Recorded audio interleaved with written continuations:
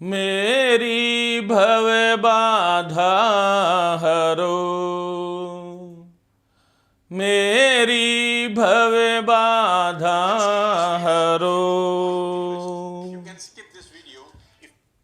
राधा नागरी सोई, राधा नागरी सोई, जातन की झाई परत है, श्याम हरित द्युति होई, मेरी भव बाधा हरो, मेरी भव बाधा हरो।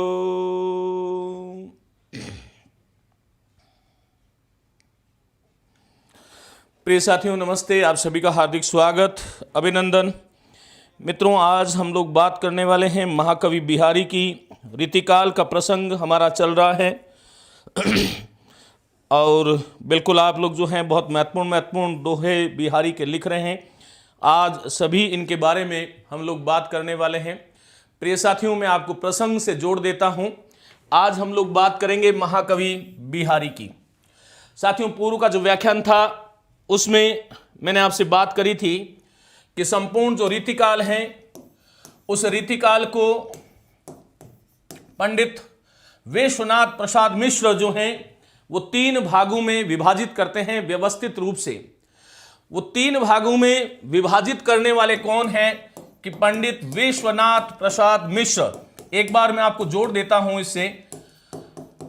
साथियों, हमारे यहां पर रीतिकाल जो है उसमें हम 2 धाराएं पढ़ा करते थे, एक तो रीतिबद्ध और एक रीति मुक्त।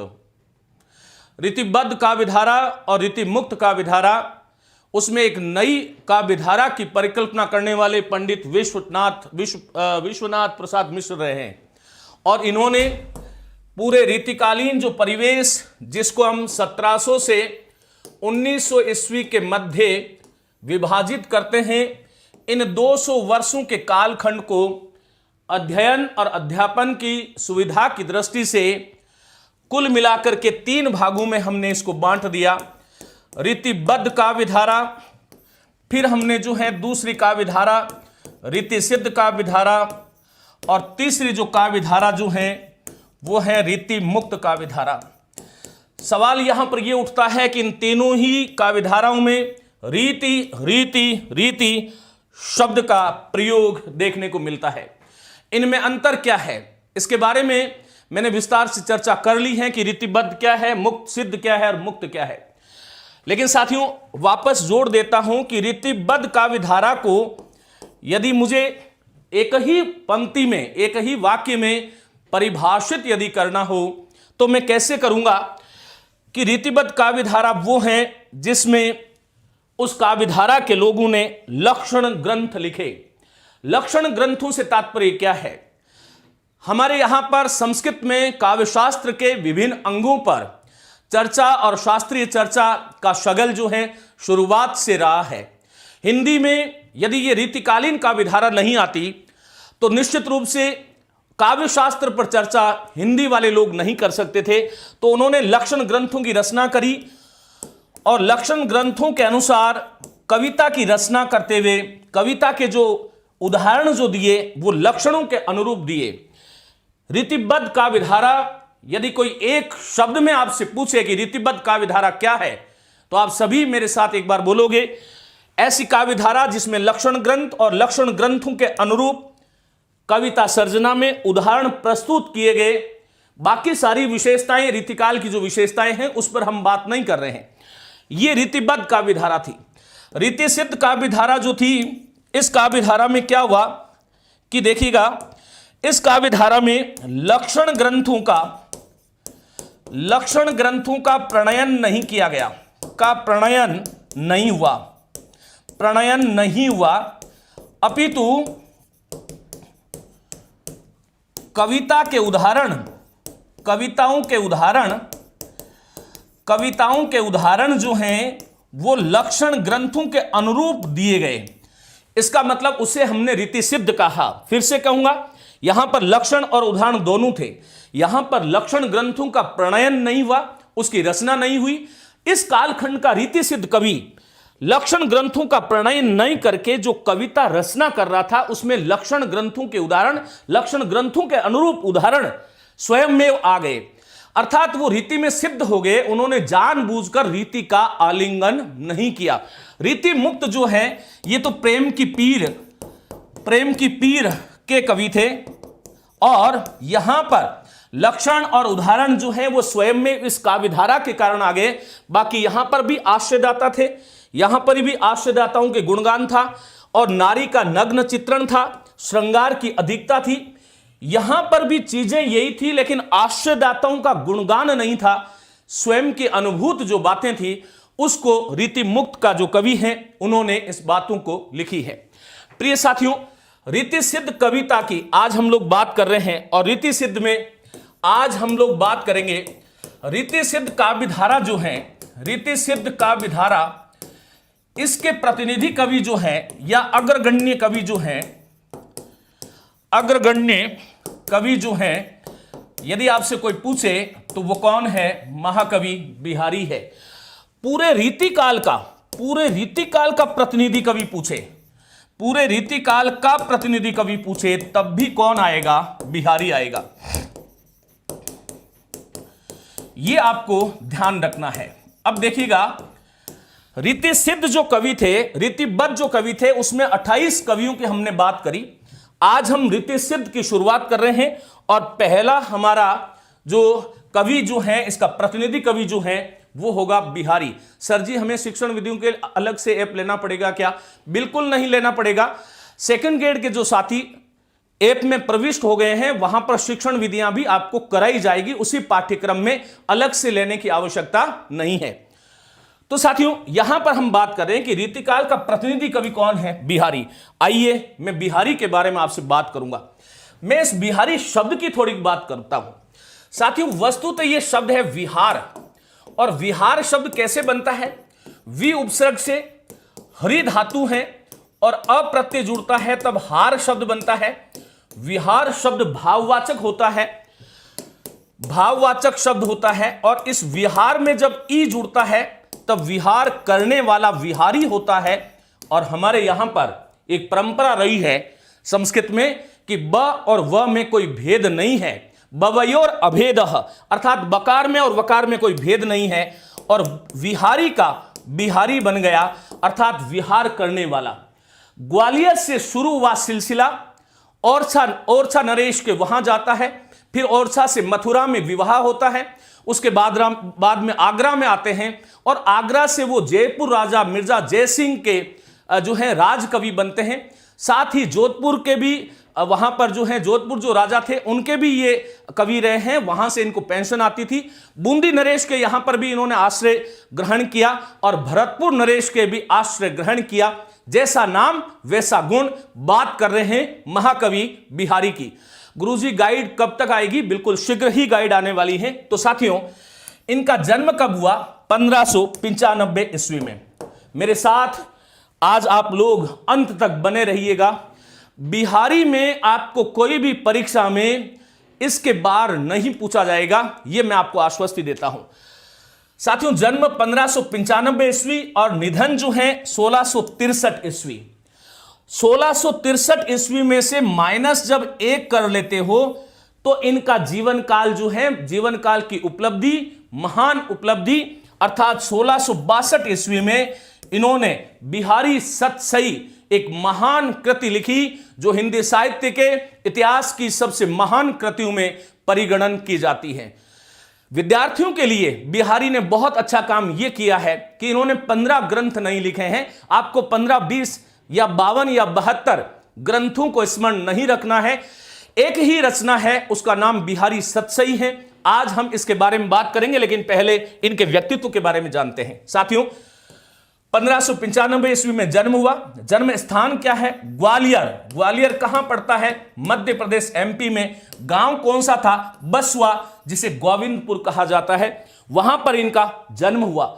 इस विषय में जो है एक श्लोक हमारे पास है, मेरे साथ आप सभी साथी बोलोगे। जन्म ग्वालियर जानिए, खंड बुंदेलई बाल, तरुणाई आई सुगर, मथुरा बसी ससुराल। ये कहते हैं कि जन्म मेरा कहां जानिए, ग्वालियर जानिए, और खंड बुंदेलई बाल, बुंदेलखंड में, अर्थात बालपन जो है वो बुंदेलखंड में जो है व्यतीत हुआ। तरुणाई आई सुगर, उसी घर में जो है तरुणाई अर्थात युवावस्था आई, और मथुरा बसी ससुराल, मथुरा की एक कन्या, ब्राह्मण कन्या के साथ इनका विवाह हुआ। इनके पिता का नाम जो है वो केशव राय है। पिता का नाम क्या है? केशव राय है। माता के नाम के विषय में, माता के नाम के विषय में कहीं कोई जानकारी, नाम के विषय में जानकारी नहीं है, ये आपको ध्यान रखना है। अभी हम कुछ इनके व्यक्तित्व की बात करते हैं, जानकारी नहीं है। पिता जो है उसका नाम क्या था? केशव राय था, और ये निम्बार्क संप्रदाय के नर हरिदास के शिष्य थे। कौन? केशव राय।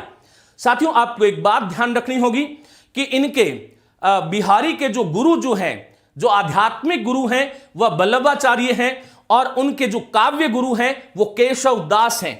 आगे हम बात करेंगे इनके बारे में। साथियों, नर हरिदास के ये शिष्य थे। ऐसा कहा जाता है कि बिहारी ने अपने पिता के गुरु नर हरिदास के यहीं पर रह करके संस्कृत और प्राकृत के ग्रंथों का अध्ययन किया। संस्कृत और प्राकृत के ग्रंथों का अध्ययन किया।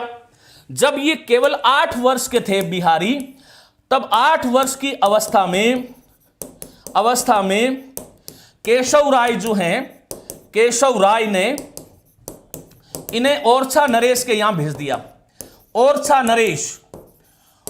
नरेश के यहां पर भेज दिया, और वहां पर जो है कौन थे? हिंदी के प्रसिद्ध कवि केशवदास थे।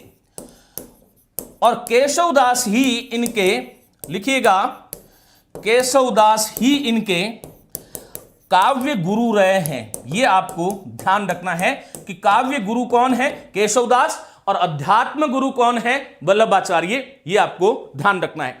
तो साथियों, आगे मैं लिए चलता हूं। इनकी लोकप्रियता का एकमात्र आधार जो है इनका ग्रंथ है, और उसका नाम है बिहारी सतसई। और इसकी रचना कब हुई? 1662 ईस्वी में। 1663 ईस्वी में इन्होंने इस देह को त्याग दिया। 1 वर्ष पहले 1645 में इसकी रचना शुरू हुई थी बिहारी सतसई की, जब वो जयसिंह राजा से मिलने के लिए आगरा से यहां पर आए थे। और 1635 से शुरू होकर के 1662 में ये कृति जो है ये पूर्णता को प्राप्त होती है। ये आपको ध्यान रखना है। आगे लिए चलता हूं। सतसैया जो है, देखो इनकी पुस्तक का नाम क्या है? बिहारी सतसई। बिहारी सतसई। साथियों, सतसई का अध्ययन अर्थ क्या होता है? सत का अर्थ होता है 7, और 700, और सई का अर्थ है श्लोक, अर्थात 700 श्लोकों का समूह। 700 श्लोकों का समूह। जगन्नाथ दास रत्नाकर द्वारा जो बिहारी रत्नाकर नाम से बिहारी सतसई पर जो टीका लिखी गई, उसमें कुल 713 दोहे बताए जाते हैं। अर्थात एग्जैक्ट 700 नहीं है, 700 के आसपास इनके श्लोक हैं। पुस्तक का नाम है बिहारी सतसई। साथियों, ये सतसई जो है ये संस्कृत का एक शब्द होता है सप्तशती, या फिर हम इसको कह सकते हैं सप्तशतीका। इसका बिगड़ा हुआ रूप है, इसका बिगड़ा हुआ रूप है, अर्थात अपभ्रंश जो है तद्भव है, बिगड़ा हुआ रूप है। हमारे यहां पर सतसई रचना की परंपरा जो है वो ईसा की 5वीं शताब्दी से लेकर के 18वीं शताब्दी तक रही है। फिर से बोलूंगा, सतसई रचना की परंपरा जो है वो ईसा की 5वीं शताब्दी से लेकर के 5वीं सदी से लेकर के 18वीं सदी तक रही है। प्रिय साथियों, ऐसा कहा जाता है कि बिहारी ने जो सतसई लिखी उससे पहले बिहारी के सामने 3 मुख्य सतसईयां थी। 3 मुख्य सतसईयों की हम बात कर रहे हैं। 3 मुख्य सतसई कौन सी थी? एक तो आप लोगों ने पढ़ा होगा गाथा सप्तशती, गाथा सप्तशती। एक जो है वो है आर्या सप्तशती, आर्या सप्तशती, और एक जो है वो है अमरूक शतक, बिहारी सतसई की अमरूक शतक। बिहारी सतसई की रचना में इन्हीं 3 सतसइयों का या इन सप्तशती या शतकों का योगदान माना जाता है। ऐसा कहा जाता है कि इसी के आदर्श पर बिहारी ने यह रचना की थी। गाथा सप्तशती जो है इसके रचनाकार है गाह, कवि गाह जो है हाल, गाहा नहीं है, कवि हाल अथवा इसका नाम है शालीवाहन। और ये कृति जो है वो कौन सी भाषा में लिखी गई? प्राकृत भाषा में लिखी गई। इसलिए गाथा सप्तशती के लिए कहीं कहीं पर एक शब्द आता है और वो आता है गाहा सप्तशती। ये भी आपको ध्यान रखना है। गाथा सप्तशती पहले चलती थी, इसके रचनाकार कौन है मेरे साथ आप लोग बोलोगे? हाल या शालीवान। प्राकृत भाषा में ये लिखी गई थी। साथियों, आर्या सप्तशती में 100 आर्या है। पहली बात ये ध्यान रखिएगा, गाथा सप्तशती में इसका नाम गाहा भी है।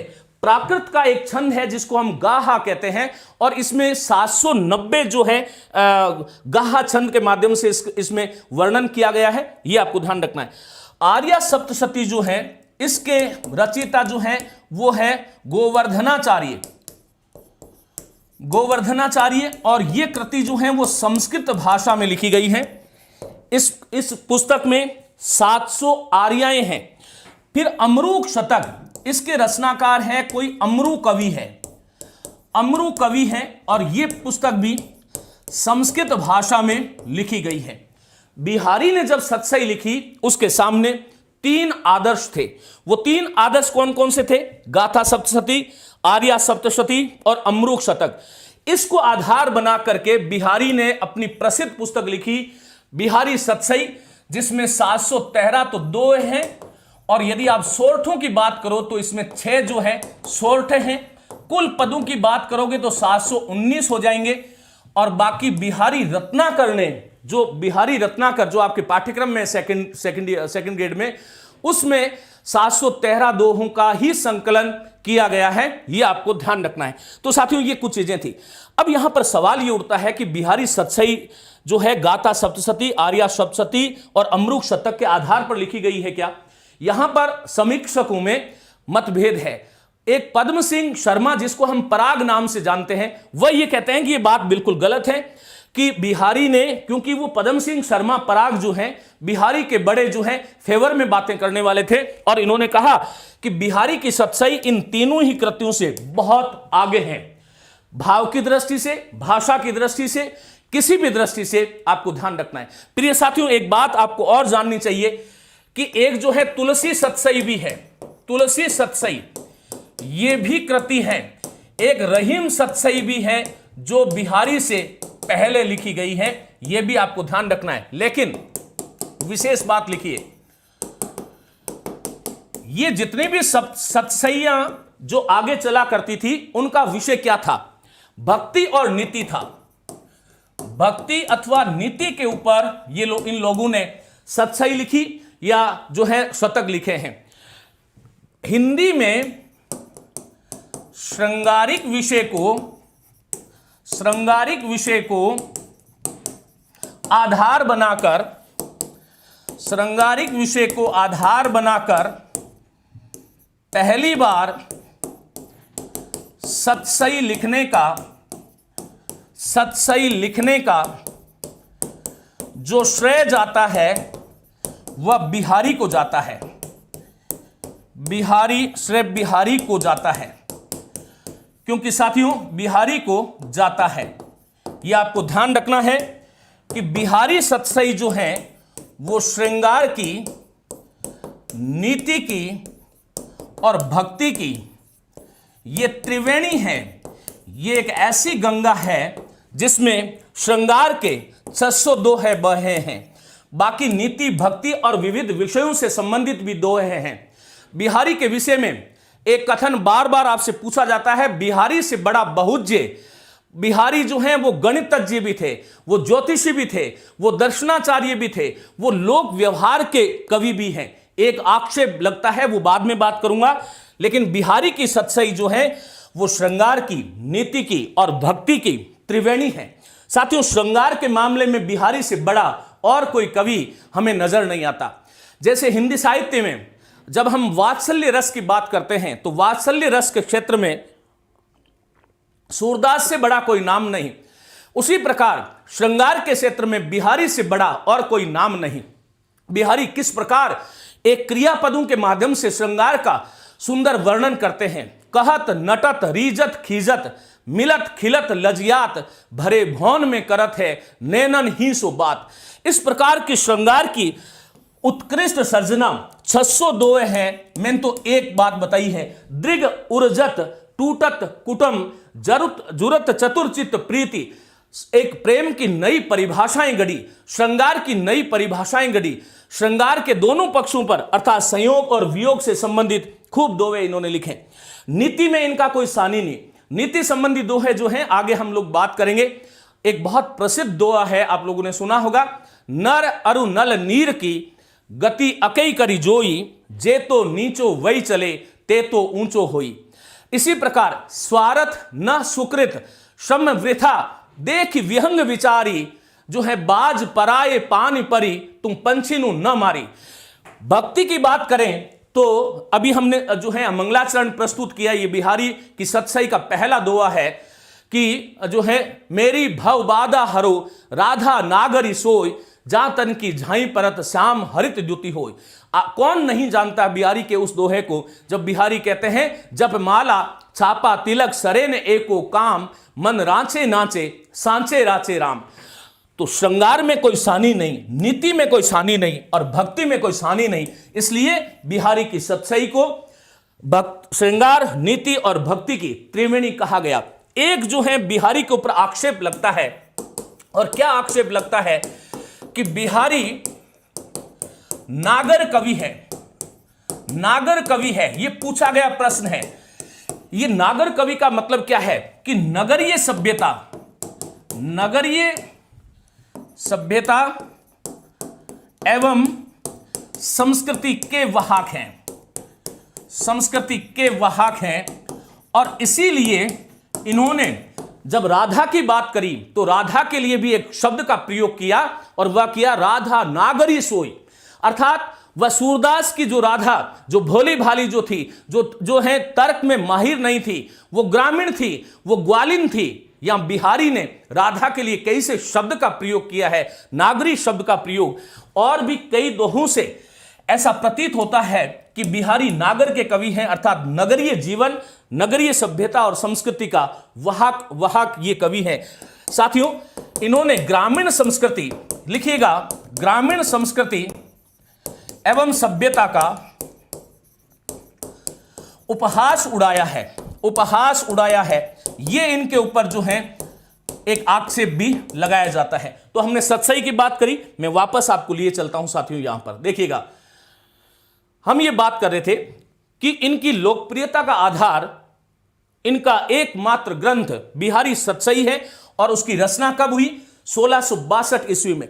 शुरुआत कब से होती है? 1645 ईस्वी में, अर्थात जब वो आगरा से जयपुर मिर्जा राजा जयसिंह के यहां पर आते हैं और एक प्रसिद्ध दोहा, नहीं पराग नहीं मधुर मधु, नहीं विकास इही काल, अली कली ही सो बंद्यो, आगे कौन हवाल।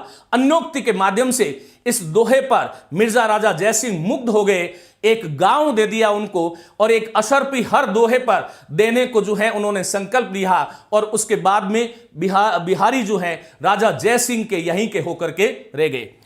तो यहां पर यह सतसई के बारे में बात हुई। सतसैया जो है वो संस्कृत, प्राकृत और हिंदी में 700 छंदों, जिसे हम सप्तशती और हिंदी में सतसई कहते हैं, के संकलनों की परंपरा में बिहारी की प्रसिद्ध रचना मानी जाती है। प्रिय साथियों, बिहारी सतसई मुक्तक श्रेणी का काव्य है। सवाल यह उठता है कि मुक्तक श्रेणी होता क्या है। देखिएगा, काव्य जो है वो हमारे दो प्रकार के होते हैं, कई बार मैं बता चुका हूं। एक काव्य है जिसको हम बोलते हैं प्रबंध काव्य, और एक बोलते हैं मुक्तक काव्य। प्रिय साथियों, प्रबंध काव्य वो हैं जिनका कोई कथानक होता है, और कथानक कैसा होना चाहिए? ऐतिहासिक होना चाहिए, ऐतिहासिक कोई कथानक होना चाहिए, और वो एक दूसरे से जुड़े हुए होते हैं। अर्थात यदि आपको इस दोहे को समझना है तो पहले इसको समझना पड़ेगा, और इसको समझना है तो पहले इन तीनों को समझना पड़ेगा। ऐसी जो रचना होती है ये प्रबंध रचना होती है, ये आपको ध्यान रखना है। बिहारी का जो बिहारी सतसई है वो कौन सी श्रेणी का काव्य है? मुक्तक श्रेणी का काव्य है। और इसी बात को आधार बना करके आचार्य शुक्ल ने मुक्तक काव्य की भूरी भूरी प्रशंसा करी। इसके बारे में हम लोग बात करेंगे। मुक्तक क्या होता है? जिस काव्य रचना, लिखिएगा, काव्य रचना के दोहों या श्लोकों या सोरठों में, दोहों में पूर्वापर संबंध नहीं होता। पूर्वापर संबंध नहीं होता। पूर्वापर संबंध नहीं होता। देखो, एक थाली है और इस थाली में मोती पड़े हैं।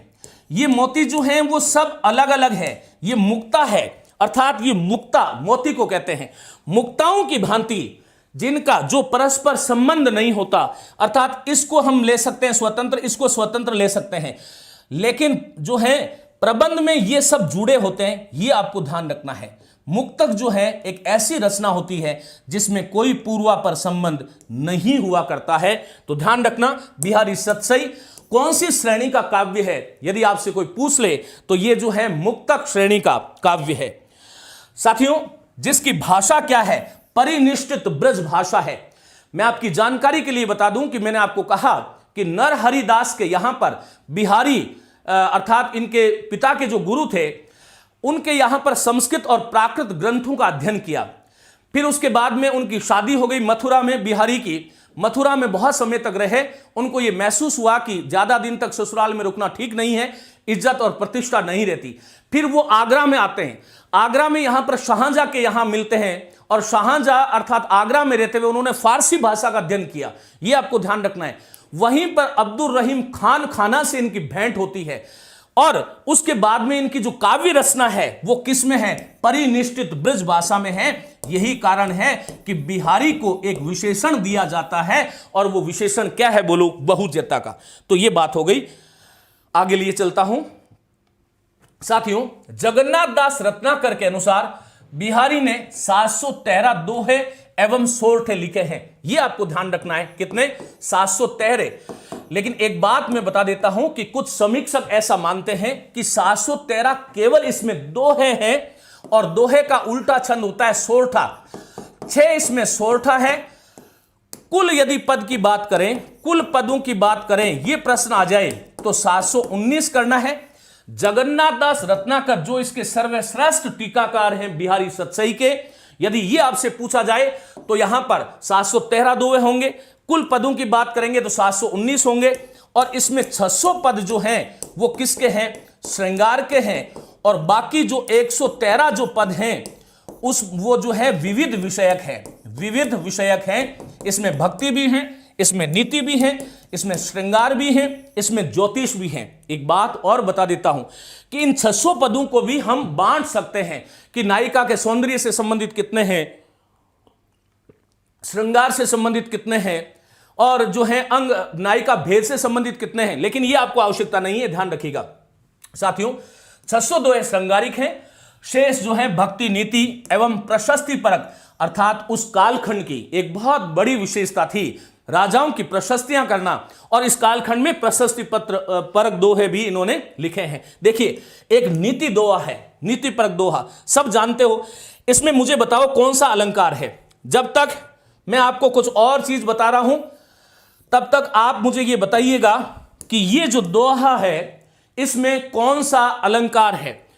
अलंकार की बात कर रहा हूं, सभी साथी कमेंट करके मुझे बताइएगा कि अलंकार कौन सा है।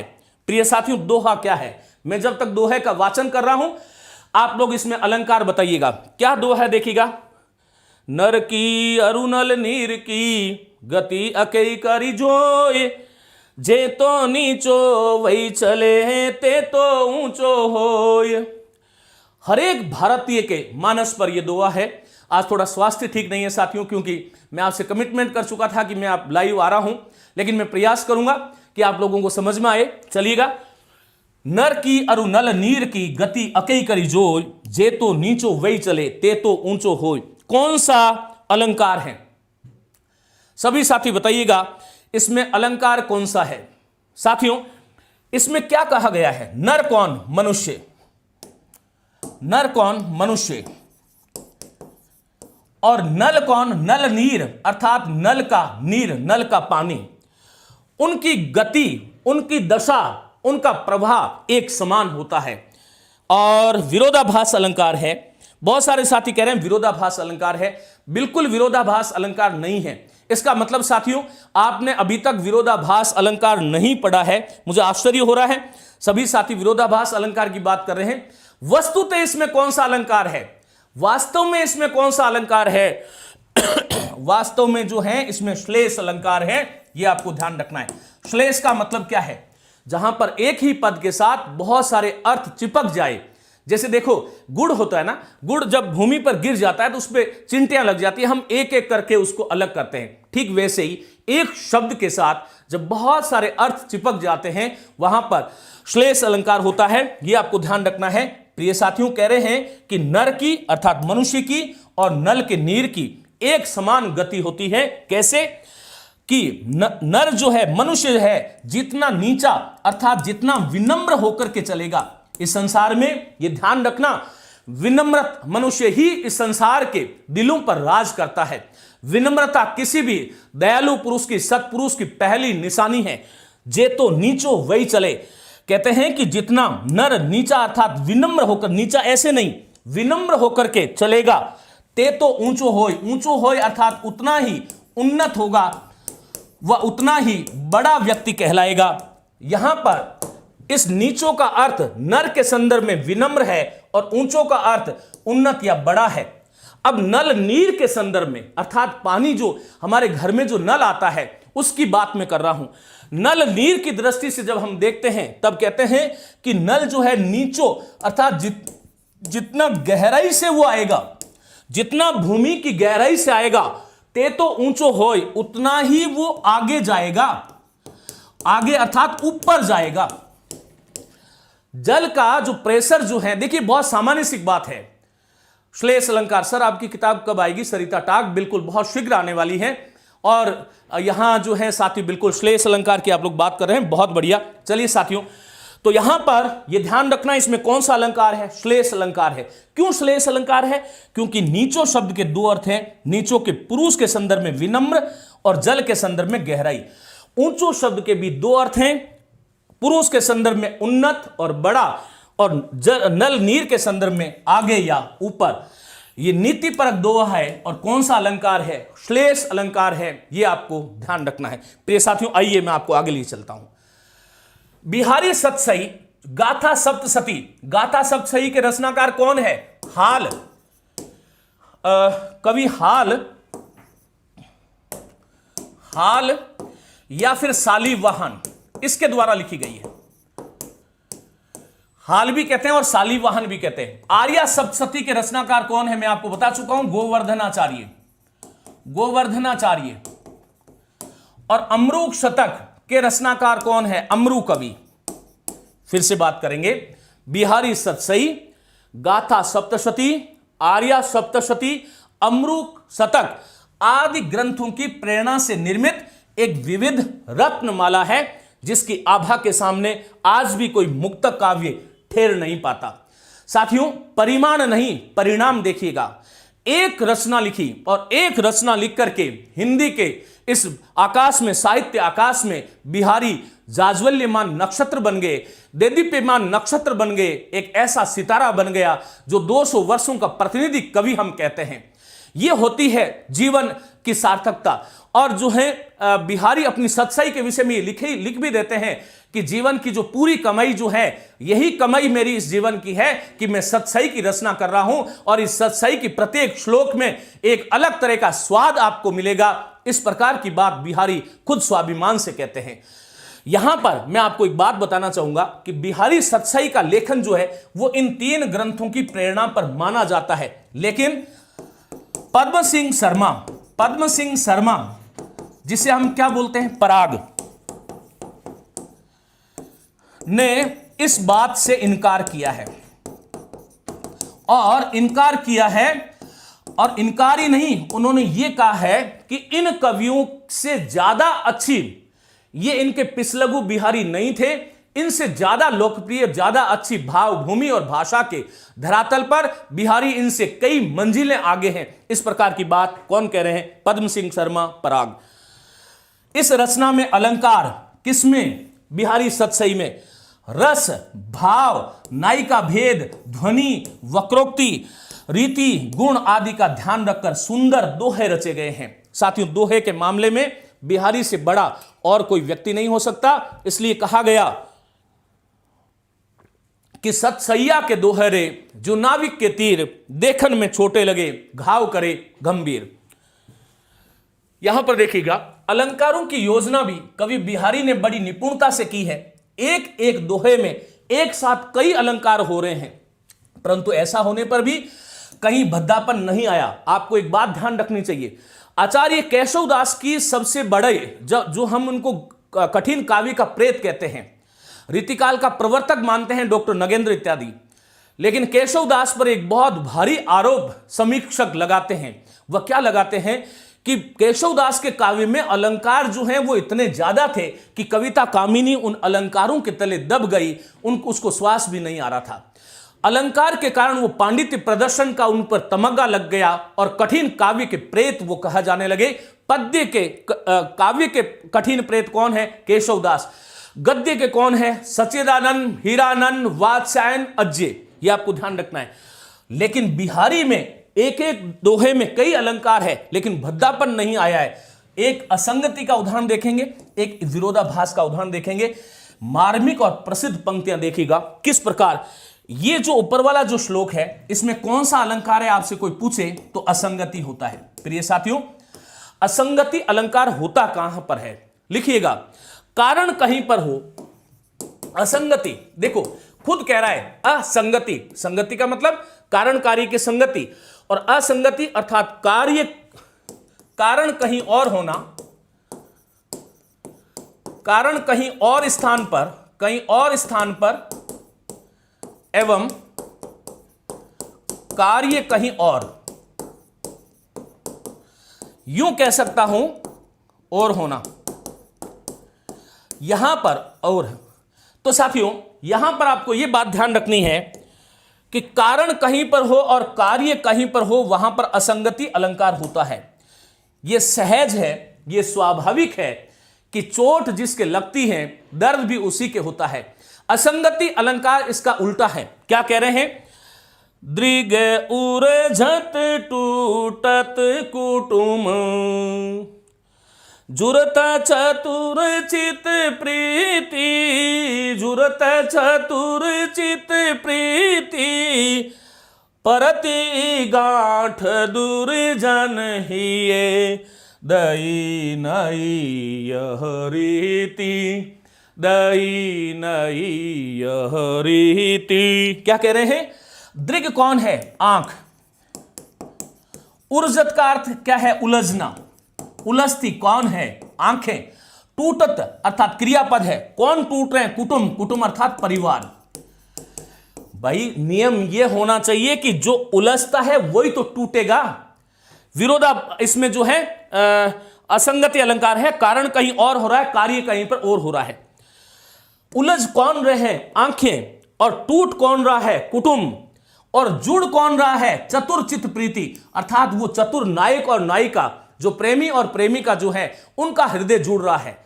आंखें उलझ रही है। टूट कौन रहे हैं? कुटुंब। भारतीय परिवेश में आज भी हम जो है इस प्रकार के जो संबंध जो होते हैं उनको कहीं ना कहीं जो है उसके दो परिवारों के बीच में एक बहुत बड़ा जो है अंतराल हो जाता है। इसी बात को यहां पर बिहारी कह रहे हैं। उलझ कौन रही है? आंखें। टूट कौन रहा है? कुटुंब। और जुड़ कौन रहा है? चतुरचित प्रीति। सवाल तो यह है कि जो उलझता है वो टूटना चाहिए, जो टूटता है वही जुड़ना चाहिए। लेकिन यहां पर उलझ आंखें रही हैं, टूट कुटुंब रहा है, और जुड़ कौन रहे हैं? चतुरचित अर्थात प्रेमी और प्रेमिका जुड़ रहे हैं। और गांठ कहां पर पड़ रही है? दुर्जन ही है। जहां पर जोड़ेंगे गांठ भी वहीं पर होनी चाहिए, लेकिन इन तीनों से अलग गांठ दुर्जन ही है। अर्थात दुर्जन जो व्यक्ति है किसी के प्रेम को देख नहीं सकता, वह उसको सहन नहीं कर सकता, इसलिए दुर्जन का जो हृदय है उसमें गांठ पड़ रही है। दई नई यह रीति, हे प्रभु, हे विधाता, बिहारी कह रहे हैं कि ये प्रेम की एक नई परिभाषा है। इस प्रकार बहुत सुंदर वर्णन जो है, हृदय घाव मेरे पीर रघुवीरे, ऋतु सुतार बिल्कुल सही कह रहे हैं। और हाँ, हृदय घाव मेरे पीर रघुवीरे। तो साथियों, यहां पर कौन सा अलंकार है? असंगत अलंकार। ये जो नीचे वाला जो पद है बहुत सुंदर पद है, मेरे साथ आप लोग पढ़िएगा। तंत्री नाद कवित रस सरस राग रति रंग, अन बूढ़े बूढ़े तिरे, अन बूढ़े बूढ़े तिरे जे बूढ़े सब अंग। इसमें कौन सा अलंकार है साथियों? इसमें अलंकार है विरोधाभास। कौन सा अलंकार है? विरोधाभास। विरोधाभास अलंकार कहां पर होता है? जहां पर वास्तविक विरोध ना होते हुए भी विरोध की भांति महसूस होता है, प्रकट होता है, विरोध दिखाई पड़ता है, अर्थात वास्तव में विरोध नहीं होता, विरोध आभास। देखो, विरोध का आभास ही विरोधाभास है। वास्तव में विरोध नहीं होता, लेकिन विरोध का आभास वहां पर होता है, वो विरोधाभास अलंकार है। मेरे साथ आप लोग बोलिएगा। तंत्री नाद कवित रस सरस राग रति रंग, अन बूढ़े बूढ़े तिरे जे बूढ़े सब अंग। अब इसका अर्थ बताता हूं कैसे। देखो, तंत्री नाद क्या है? वीणा की झंकार। वीणा की झंकार। कवित रस क्या है? कविता का रस, काव्य रस। सरस राग क्या है? मनोहारी राग। मनोहारी राग, मनोहारी में री बड़ा करना, मनोहारी राग। और रति रंग अर्थात रति क्रीड़ा। चार चीजें हो गई। कौन कौन सी? तंत्रीनाद अर्थात वीणा की झंकार, कवित रस अर्थात काव्य का रस, सरस राग अर्थात मनोहारी राग, और रति रंग अर्थात रति क्रीड़ा। इन चार चीजों में अन बूढ़े, जो डूबा नहीं, जो डूबा नहीं, इन चारों चीजों में जो डूबा नहीं, अर्थात इन चारों चीजों में जो गहराई से उतरा नहीं, बूढ़े, वह डूब गया। अब यहां पर वह डूब गया कैसे? अर्थात जो वीणा की झंकार का आस्वादन नहीं करता, जो काव्य के रस का आस्वादन नहीं करता, जो मनोहारी राग में डूबता नहीं, जो रति क्रीड़ा में डूबता नहीं, वह नहीं डूबा हुआ होने पर भी डूब गया। विरोधाभास है। जो डूबेगा नहीं वो कैसे डूब गया? अब लेकिन वास्तव में विरोध नहीं है। कवि यहां पर यह कहना चाह रहा है कि इन चारों चीजों का जो जिसने रसास्वादन इस जीवन में नहीं किया, अर्थात जो डूबा नहीं, जो इनमें गहरे से उतरा, प्रविष्ट नहीं हुआ, वह डूब गया, अर्थात उसका जीवन बर्बाद हो गया, वह जीवन, उसका पूरा मनुष्य जीवन डूब गया। और बूढ़े सब अंग, बूढ़े अर्थात जो डूब गए, और इन चारों चीजों में जो गहराई से डूब गया, तिरे जय, वह व्यक्ति अर्थात तंत्री नाद में, कविता के रस में, सरस राग में और रति रंग में जो पूरी तरह से निमज्जित हो गया, जो पूरी तरह से डूब गया, वही वास्तव में तिर गया, इस संसार सागर से अपने जीवन के यथार्थ को पा लिया। साथियों, जब हम भक्ति काल की बात कर रहे थे, भक्ति काल में जो है मुक्ति का साधन कौन था? ब्रह्म का स्वरूप, आत्मा का स्वरूप, स्वयं को जानना, माया मोह का त्याग। ये देखो, कालखंड की एक विशेषता है कि यहां पर मुक्ति प्राप्त करनी है तो बिहारी क्या कह रहे हैं? वीणा की झंकार, काव्य का रस, मनोहारी राग और रति क्रीड़ा। इन चारों का जिसने आस्वादन नहीं किया, उसका जीवन बेकार हो गया, बर्बाद हो गया। ये एक तरह से इस कालखंड की सबसे बड़ी विशेषता रही है। तो साथियों, आइए, इसमें कौन सा अलंकार है? विरोधाभास। यहां पर विरोधाभास है। नीचे वाली जो पंक्ति है इसमें विरोधाभास है, यह आपको ध्यान रखना है। देखो, शाहजहां के कृपा पात्र बिहारी, बिहारी जो है वो शाहजहां के, आरंभ में शाहजहां के कृपा पात्र रहे, का संपर्क अन्य राजाओं से भी हुआ। अर्थात देखो, ये जो है जयपुर नरेश के अधीन रहे, ये जोधपुर नरेश के अधीन भी रहे, ध्यान रखना। ये जो है बूंदी नरेश के अधीन भी रहे हैं, और ये भरतपुर नरेश के अधीन भी रहे हैं। लेकिन वास्तव में जो राजकवि जो थे वो मिर्जा राजा जयसिंह के थे। इन तीनों राज्यों से यहां पर इनके पेंशन बंधी हुई थी, पेंशन बंधी हुई थी, जिसको वो वृत्ति कहते हैं। यहां से भी इनको पेंशन मिला करती थी। साथियों, शाहजहां के कृपा पात्र बिहारी का संपर्क अन्य राजाओं से भी और अनेक राज्यों से इनके लिए वृत्ति बन गई। 1645 ईस्वी में के आसपास जब व्रती लेने ये जयपुर गए तो पता लगा कि वहां के महाराजा मिर्जा राजा जयसिंह अपनी नवविवाहिता रानी के प्रेम में मुग्ध होकर महलों में रहते हैं, राजकाज छोड़ दिया है। जो सामान्य जनता है, जो उसके अधीन जो जनता है, उनसे कोई लेना देना नहीं है। और राजा जयसिंह अपनी नई नवेली दुल्हन के प्रेम में इस प्रकार आसक्त हो गए हैं कि उन्होंने सब कुछ छोड़ करके, राजकाज पर कोई ध्यान नहीं था। इस स्थिति को जब बिहारी ने जब सुना तब एक दोहा लिखा और यहीं से बिहारी की जिंदगी बन गई। साथियों, क्या कहा गया? नहीं पराग नहीं मधुर मधु, नहीं विकास इह काल, अली कली ही सुबंध्यो, आगे कौन हवाल।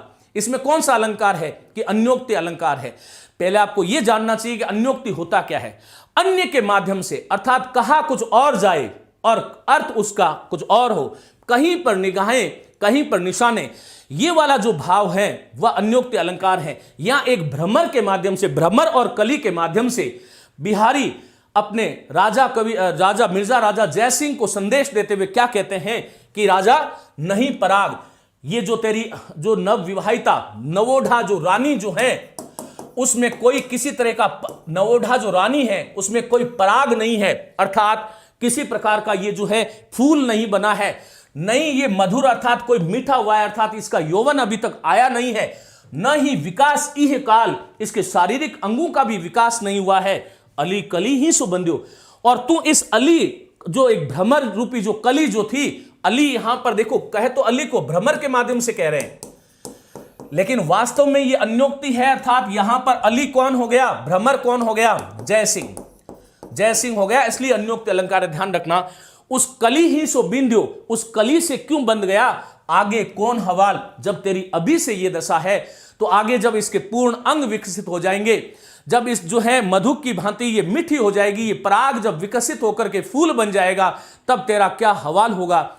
इस दोहे को सुनकर के मिर्जा राजा जयसिंह मंत्र मुग्ध हुए और इतना जबरदस्त उन पर प्रभाव पड़ा कि उन्होंने अपनी नवोढ़ा रानी को एक तरह से त्यागा नहीं, लेकिन उनसे थोड़ा विरक्त होते हुए राजपाट पर ध्यान दिया। और उसके बाद में बिहारी को यह कहा गया कि आप एक दोहा लिखिएगा, मैं आपको एक अशर्पी अर्थात स्वर्ण मुद्रा मैं आपको दिया करूंगा। साथियों, उपयुक्त दोहे में महाराजा जयसिंह अत्यधिक प्रसन्न होते और बिहारी को काली पहाड़ी गांव दान में दिया। उनको एक गांव था, उसका नाम था काली पहाड़ी, और यहीं से बिहारी खुद लिखते हैं कि यहीं पर मैंने जयसिंह की आज्ञा पाकर के सतसई की रचना शुरू की थी और प्रति छंद पर एक मुहर पुरस्कार अर्थात एक स्वर्ण मुद्रा पुरस्कार में देने का संकल्प किया। जब आप लोग काव्य का प्रयोजन पढ़ते हो, आचार्य मम्मट जिन्होंने एक पुस्तक लिखी उसका नाम है काव्य प्रकाश। काव्य प्रकाश में वह काव्य के प्रयोजन करते हुए कहते हैं कि काव्य किसके लिए सर्जित होता है? यश के लिए। काव्य किसके लिए सर्जित होता है? अर्थ के लिए। अर्थ कृते यश से।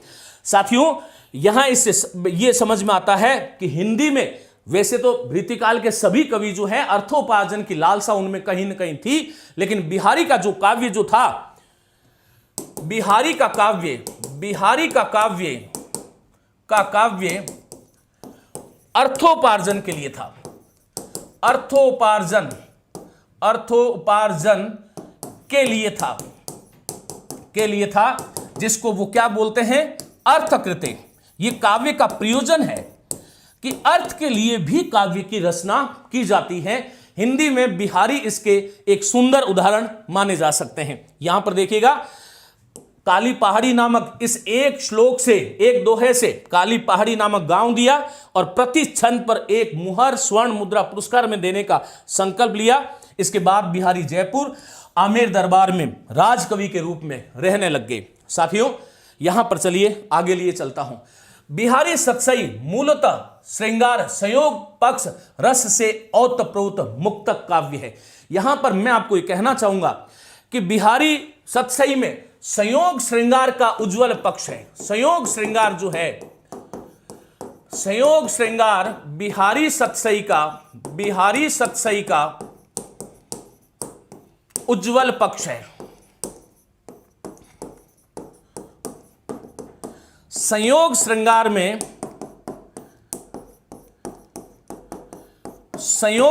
में वियोग श्रृंगार की अपेक्षा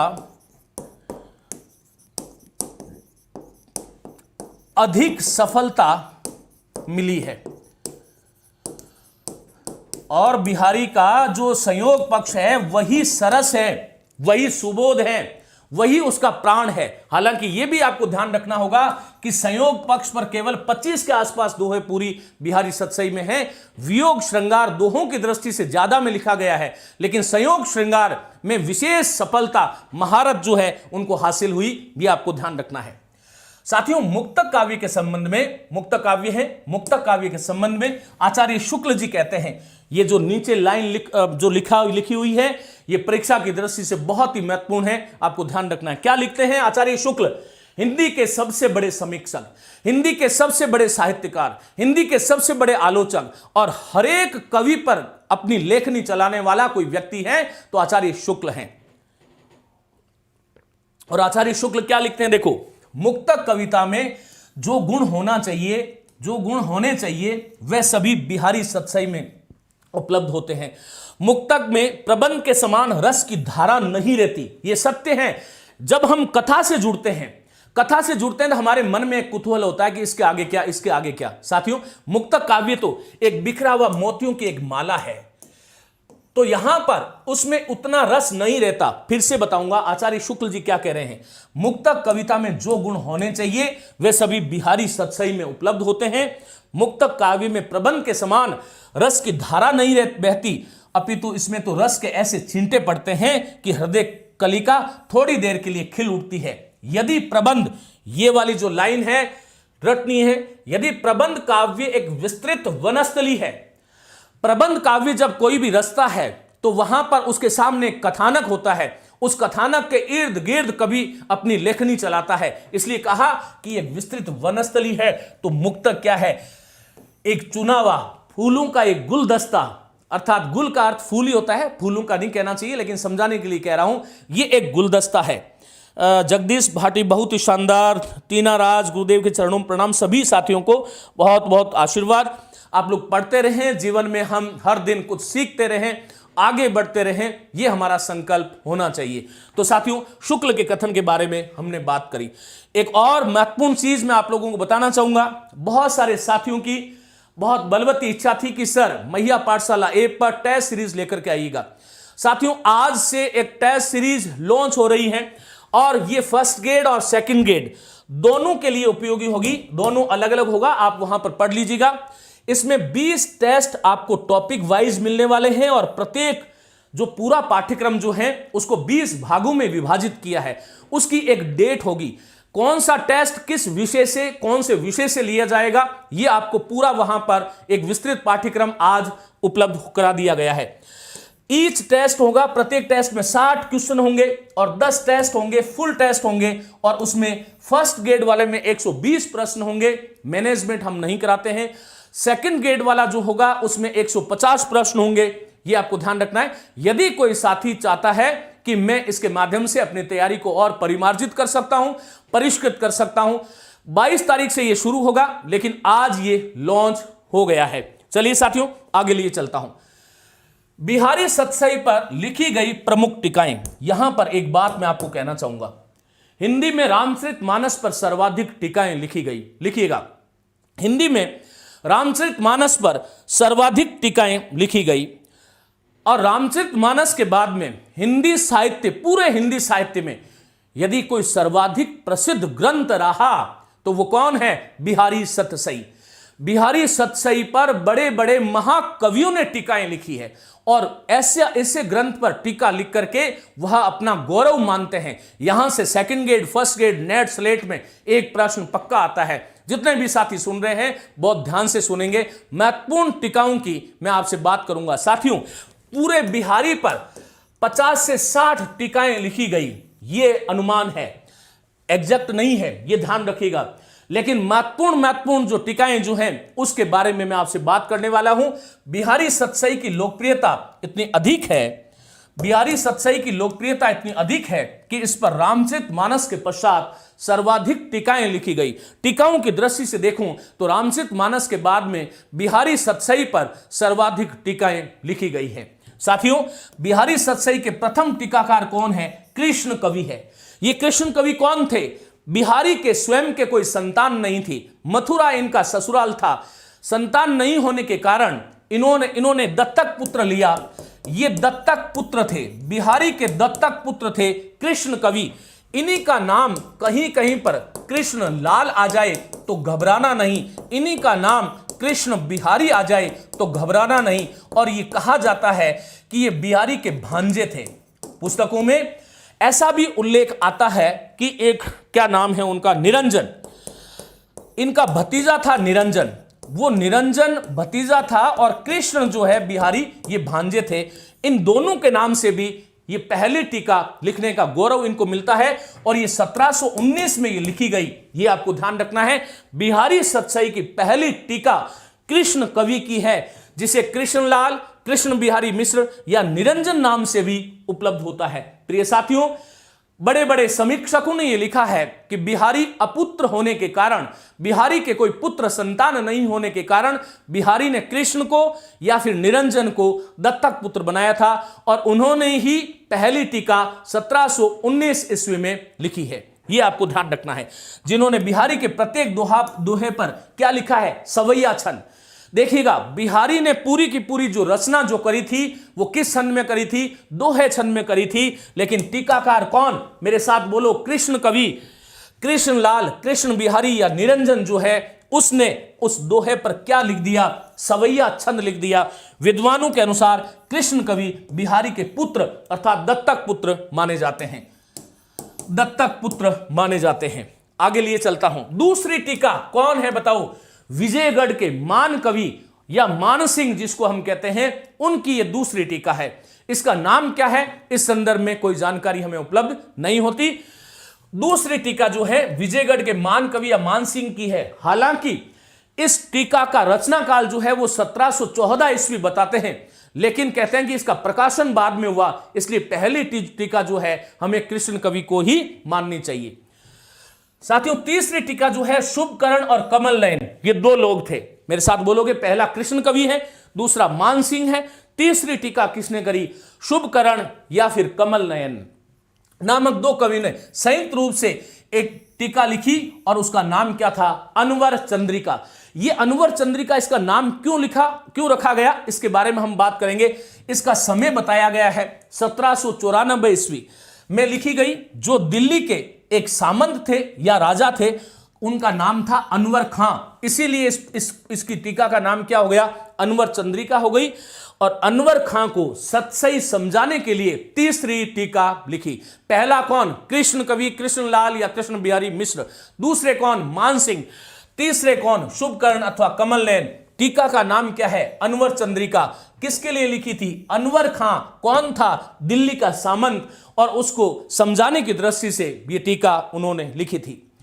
साथियों, आगे लिए चलता हूं। अन्य टीकाओं में एक पन्ना के कर्ण कवि है। क्या नाम है? बोलो। कर्ण कवि है। उन्होंने टीका लिखी, उसका नाम क्या है? साहित्य चंद्रिका है। सुरती मिश्र, ये भी भांजे थे, इनके बिहारी के सगे भांजे थे सुरती मिश्र। उन्होंने एक पुस्तक लिखी, उसका नाम क्या है? अमर चंद्रिका। फिर हरिचरण दास की टीका जो है उसका नाम क्या है? हरि प्रकाश। देखिए, हमने कृष्ण कवि पढ़ा, मान सिंह पढ़ा, कमल नयन पढ़ा, फिर उसके बाद में पन्ना का कर्ण कवि पढ़ा, सुरती मिश्र। हरिचरण दास की टीका का नाम क्या है? हरि प्रकाश।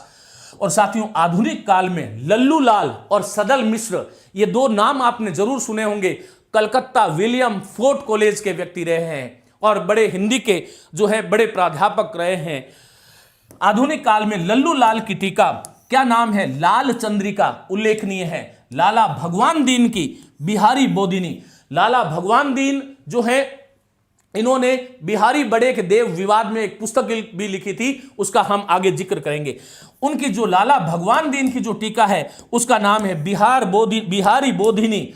और साथियों, आप बिल्कुल जो है श्रद्धा के साथ अपना बिल्कुल जो है श्वास थाम के आपको याद करना है कि बिहारी की इन तमाम टीकाओं में सबसे प्रामाणिक, सबसे श्रेष्ठ, जो कि आपके पाठ्यक्रम में भी है, सेकंड ग्रेड में मैं पढ़ाने वाला हूं, बड़ा इसका जो है रोचक, बिहारी के दोहों को पढ़ाना ये सौभाग्य की बात है। और जगन्नाथ दास रत्नाकर कौन है जिन्होंने उद्धव शतक लिखा था? ये जगन्नाथ दास रत्नाकर की टीका जो है बिहारी रत्नाकर 1926 ईस्वी में ये प्रकाशित हुई, और यही टीका जो है सबसे प्रामाणिक मानी जाती है। इसी टीका के अनुसार हम ये कहते हैं कि इसमें 713 दोहे हैं। बिहारी सतसई पर आनंदीलाल शर्मा जोशी नाम से प्रसिद्ध हैं। इन्होंने फारसी भाषा में, महत्वपूर्ण करना, बिहारी सतसई पर आनंदीलाल शर्मा जोशी ने फारसी भाषा में क्या लिखा? फिरंगी सतसई नामक टीका लिखी है। किस में लिखी है? फारसी भाषा में पहली टीका। साथियों, मुंशी देवी प्रसाद जो कि प्रीतम नाम से जाने जाते हैं, ने बिहारी के दोहों का अनुवाद उर्दू में, उर्दू की जो शेरो शायरी है उसमें गुलदस्त ए बिहारी, गुलदस्त ए बिहारी नाम से उर्दू में अनुवाद किया है। फारसी में हुआ, उर्दू में हुआ, ब्रज भाषा में हुआ, आगे हम बात करने वाले हैं संस्कृत में भी इसका अनुवाद हुआ। तो साथियों, भारतेंदु हरिश्चंद्र ने भी अपनी प्रतिभा दिखाई। भारतेंदु हरिश्चंद्र हिंदी साहित्य के, हिंदी के बड़े सम्राट हैं। यदि भारतेंदु हरिश्चंद्र नहीं होते तो आधुनिक काल नहीं आता, यदि आधुनिक काल नहीं आता तो हिंदी हमारी आज राजभाषा नहीं बनती। हिंदी आज घोषित रूप से राजभाषा है। मुझे तो मां की तरह लगती है, जिस प्रकार मां प्रिय हुआ करती है, हिंदी भी हमें उतनी प्रिय होनी चाहिए। और भारतेंदु हरिश्चंद्र ही वो पुरोधा व्यक्ति थे जिन्होंने इसकी नींव जो है, सुदृढ़ नींव भारतीयों के सम्मुख रखी और सबसे पहले कहा कि निज भाषा उन्नति को अहि। भारतीयों में भाषा के प्रति जो पौराणिक जो लगाव था, जो वैदिक जो लगाव था, उसको पुनर्जीवित करने का श्रेय किसी व्यक्ति को जाता है तो वो भारतेंदु हरिश्चंद्र का है। भले उम्र के हिसाब से कुछ कम वसंत इनको यहां धरती पर रहने को मिले, लेकिन इन वर्षों में उन्होंने वो काम करके गए जो जिसको कोई भूल नहीं सकता। तो भारतेंदु हरिश्चंद्र ने बिहारी के कुछ दोहों पर कुंडलिया लिखकर अपनी सहृदयता का परिचय दिया। कुंडलिया एक छंद होता है, यह आपको ध्यान रखना है। इसी तरह पंडित अंबिका दत्त व्यास ने बिहारी बिहार में सभी दोहों के भावों को पल्लवित करके रोला छंद लगाए हैं। देखो, रोला और कुंडलिया, यहां पर एक बात और कहना चाहूंगा कि पंडित अंबिका दत्त व्यास जो हैं, उन्होंने रोला के साथ में कुछ कुंडलिया छंद भी लिखे हैं। रोला के साथ में कुछ कुंडलिया छंद भी लिखे हैं, यह आपको ध्यान रखना है। साथियों, पंडित परमानंद ने श्रृंगार सप्तशती के नाम से दोहों का संस्कृत में अनुवाद किया। महत्वपूर्ण बात, बिहारी की जो सतसई है वो सौभाग्य से आज संस्कृत में भी उपलब्ध है। संस्कृत के प्रेमी, संस्कृत के जिज्ञासु जन बिहारी सतसई का आनंद संस्कृत माध्यम से भी कर सकते हैं, और इस काम का श्रेय किसको जाता है? पंडित परमानंद को। यह आपको ध्यान रखना है। क्या लिखा? श्रृंगार सप्तशती के नाम से दोहों का संस्कृत अनुवाद किया।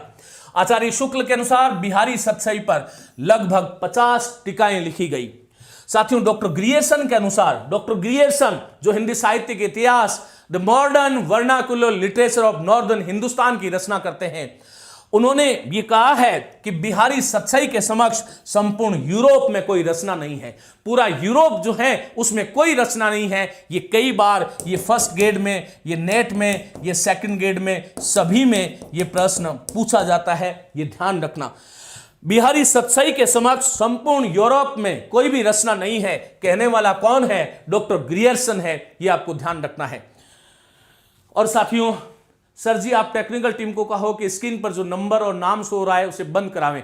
प्रिय साथी, हिंदुस्तान में जितने भी ऐप जो हैं उसमें मैं आपको विनम्रता से कहना चाहूंगा कि सुरक्षा की दृष्टि से ये फीचर है, इसको मैं बंद नहीं करा सकता। सुरक्षा की दृष्टि से देखिए, आप जो सामग्री पढ़ रहे हैं उसकी सुरक्षा भी होनी चाहिए। इतनी मेहनत और परिश्रम से आपके सम्मुख हम लोग आते हैं, न जाने इसमें कितना मेहनत और कौन कौन लोग आपके पीछे मेहनत कर रहे हैं, तो उसकी सिक्योरिटी, उसकी सुरक्षा जरूरी है। इसलिए ये नंबर तो आपको शो होंगे, इसका कोई समाधान नहीं है प्रिय साथी, लेकिन आप इससे इरिटेट मत हो। हमारी आंखें उस जान रूपी शब्दों को देखे, हमारी आंखें उन भावों को देखे। हमें इधर उधर की चीजें हमारे सामने आती है, मैं मानता हूं, लेकिन समाधिस्थ होकर के जब आप जान पर पूरी तरह से टिक जाओगे तब आपको ये चीजें बिल्कुल भी दिखाई नहीं देगी। और शीला शुक्ल, आचार्य शुक्ल ने बिहारी के बारे में मुक्तक का एक चुना हुआ गुलदस्ता है, यदि प्रबंध एक वनस्थली है, बिल्कुल शीला सिंह, बिल्कुल सही कह रहे हो, ऐसा ही कहा था।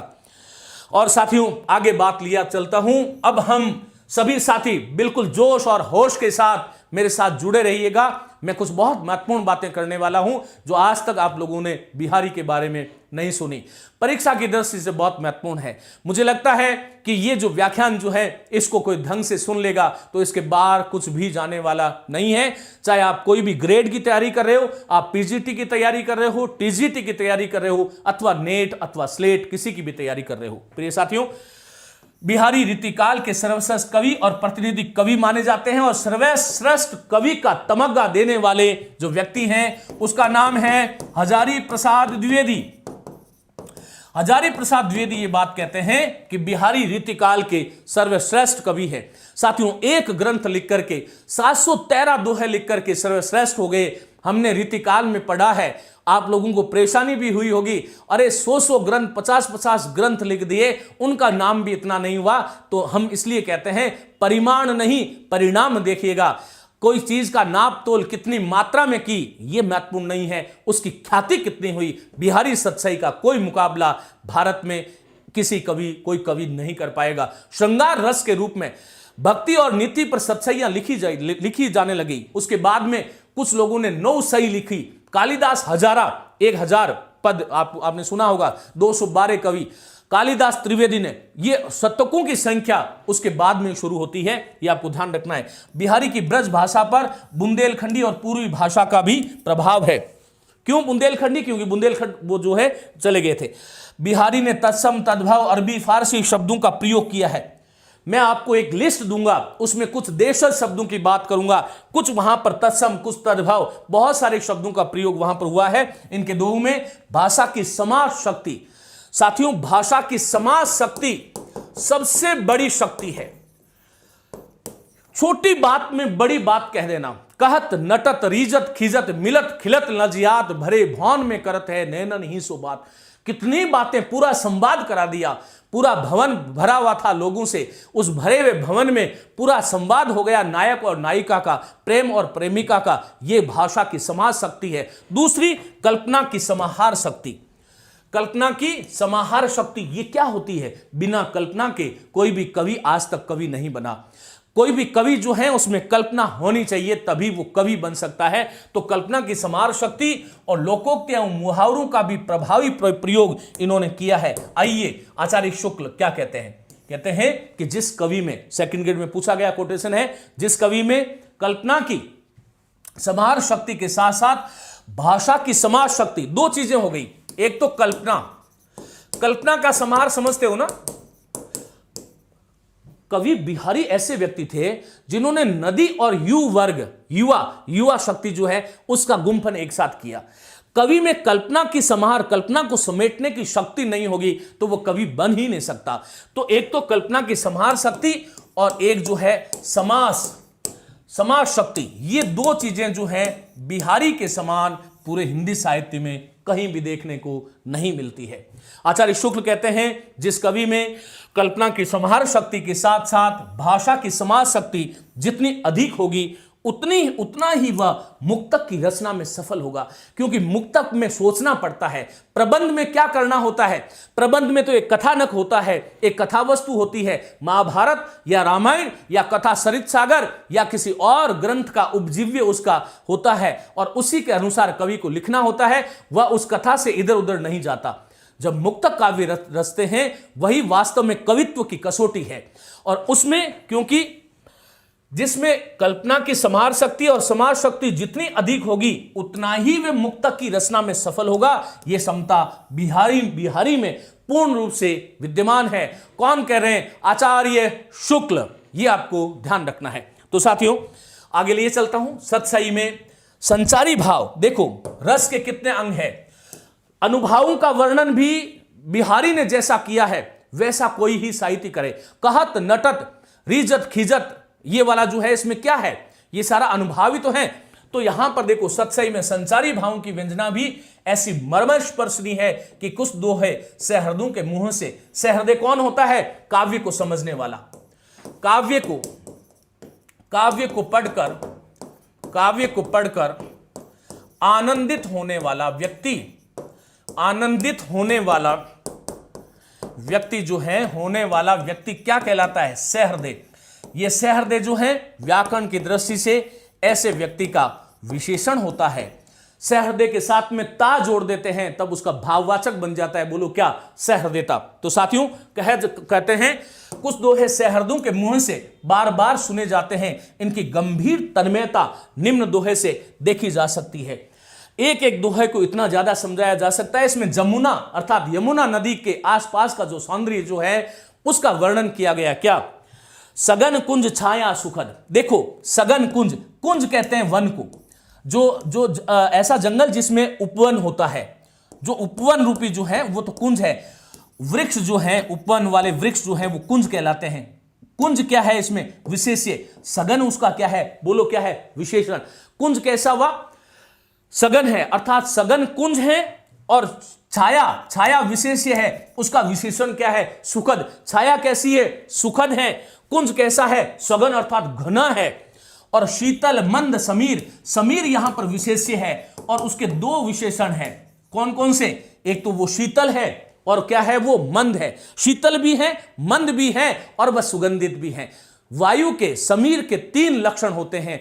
वो या तो शीतल होती है, या मंद होती है, या सुगंधित होती है। लेकिन यहां पर बिहारी ने यमुना के तट की जो शोभा का वर्णन किया है उसमें सघन वन है और सुखद छाया है और शीतल और मंद जो है वो समीर है। मन कह रहे हैं कि मन हो रहा है ऐसा कि अजो अर्थात आज जो है वह जो है वही कृष्ण की याद, कृष्ण की जो यहां पर जो कृष्ण की जो लीला हुई थी उसी में मन रम रहा है। वह जमुना के तीर, निश्चित रूप से उस समय यमुना अर्थात बिहारी के समय में यमुना जो है उसका परिवेश ऐसा रहा होगा। आज तो हमने अति भौतिकवाद के चक्कर में यमुना को क्या, गंगा को क्या, सबको हमने बिगाड़ दिया है। लेकिन साथियों ये बहुत सुंदर वर्णन यहां पर किया गया है। इसके बारे में मैं आपको बात बता चुका हूं। ये आज से एक टेस्ट सीरीज लॉन्च हो रही है, आप मैया पाठशाला ऐप पर जाकर के इसको देख लें। शब्द वैचित्र्य और वर्णन वैचित्र्य के स्थान पर बिहारी ने अनुपम अलंकार विधान प्रस्तुत किया है। ऐसा लगता है कि एक एक शब्दों को उन्होंने चुन चुन करके जड़ा है कविता के अंदर। और जैसा जहां पर शब्द की आवश्यकता थी, बिहारी को यह पता था कि कौन सा शब्द कहां पर प्रयुक्त होने से कविता का सौंदर्य वर्धित हो जाएगा, कविता का सौंदर्य जो है वो बढ़ जाएगा। और साथियों शब्द वैचित्र्य, वर्णन वैचित्र्य के स्थान पर बिहारी ने अनुपम अलंकार विधान प्रस्तुत किया है। विभिन्न अलंकारों के उदाहरण स्वरूप बिहारी के कुछ उच्च कोटि के दोहे इस प्रकार हैं। देखो क्या है? अतिशयोक्ति अलंकार है। कैसा अतिशयोक्ति अलंकार है? किसी नायिका का वर्णन है। कहीं कहीं पर वो राधा का नाम लेते हैं नायिका के रूप में और कहीं कहीं पर उसको जो है बिल्कुल स्वतंत्र छोड़ देते हैं। पाठक अपनी नजर से किसी भी नायिका को ऐसा मान सकता है। क्या कह रहे हैं? छाले परिबे के डरनी सकती न हाथ छुआए। एक नायिका है और उस नायिका के कोई जो है उसकी सेवा करने के लिए, उसकी शुश्रूषा करने के लिए कोई जो है आती है और वो छाले पड़ने के डर से नायिका के पैर जो है वो इतने कोमल है कि उसको हाथ लगाने से ना हाथ छुआए, वो हाथ से उसको छूना नहीं चाहती। वो इतने कोमल है, वह इतने सुकोमल है, वो इतने सुंदर है कि उसको लगता है कि यदि मेरा हाथ इससे स्पर्श हो गया तो इसमें छाले पड़ जाएंगे। ये देखिए बिहारी की कैसी झिझकती ही गुलाब के, झिझक हो रही है उसको, अर्थात उस दूती को ये झिझक हो रही है कि मैं हाथ लगाऊं तो कहीं इस नायिका के पैर में छाले तो नहीं पड़ जाएंगे। झिझक रही है और वो गुलाब के जवावत पाए और फिर वो गुलाब का फूल लेती है हाथ में। लेकिन गुलाब का फूल लेते ही फिर याद आता है, अरे नहीं नहीं, गुलाब के फूल से कहीं इसके जो है घाव तो नहीं पड़ जाएंगे, इससे गुलाब के फूल से भी घाव पड़ रहे हैं। अर्थात इस संसार में सबसे कोई कोमल है, उपमा के योग्य कोई वस्तु है तो वो गुलाब का फूल है। लेकिन बिहारी की नायिका तो इतनी सुंदर है साहब, इतनी कोमल है कि वो जो है नहीं तो हाथ लगाने से भी झिझक हो रही है और गुलाब के फूल से भी यदि उसकी सफाई करे तो भी ऐसा लगता है कि नहीं नहीं नहीं, इससे भी इसके जो है घाव पड़ जाएंगे। अतिशयोक्तिपूर्ण वर्णन है यह, अतिशयोक्ति अलंकार भी है। साथियों चमचपात चमचमात चंचल नयन बिच गुंगट पट झीन, मानो सुर सरिता विमल जल उछलत जुगमीन। कौन सा अलंकार है बोलो?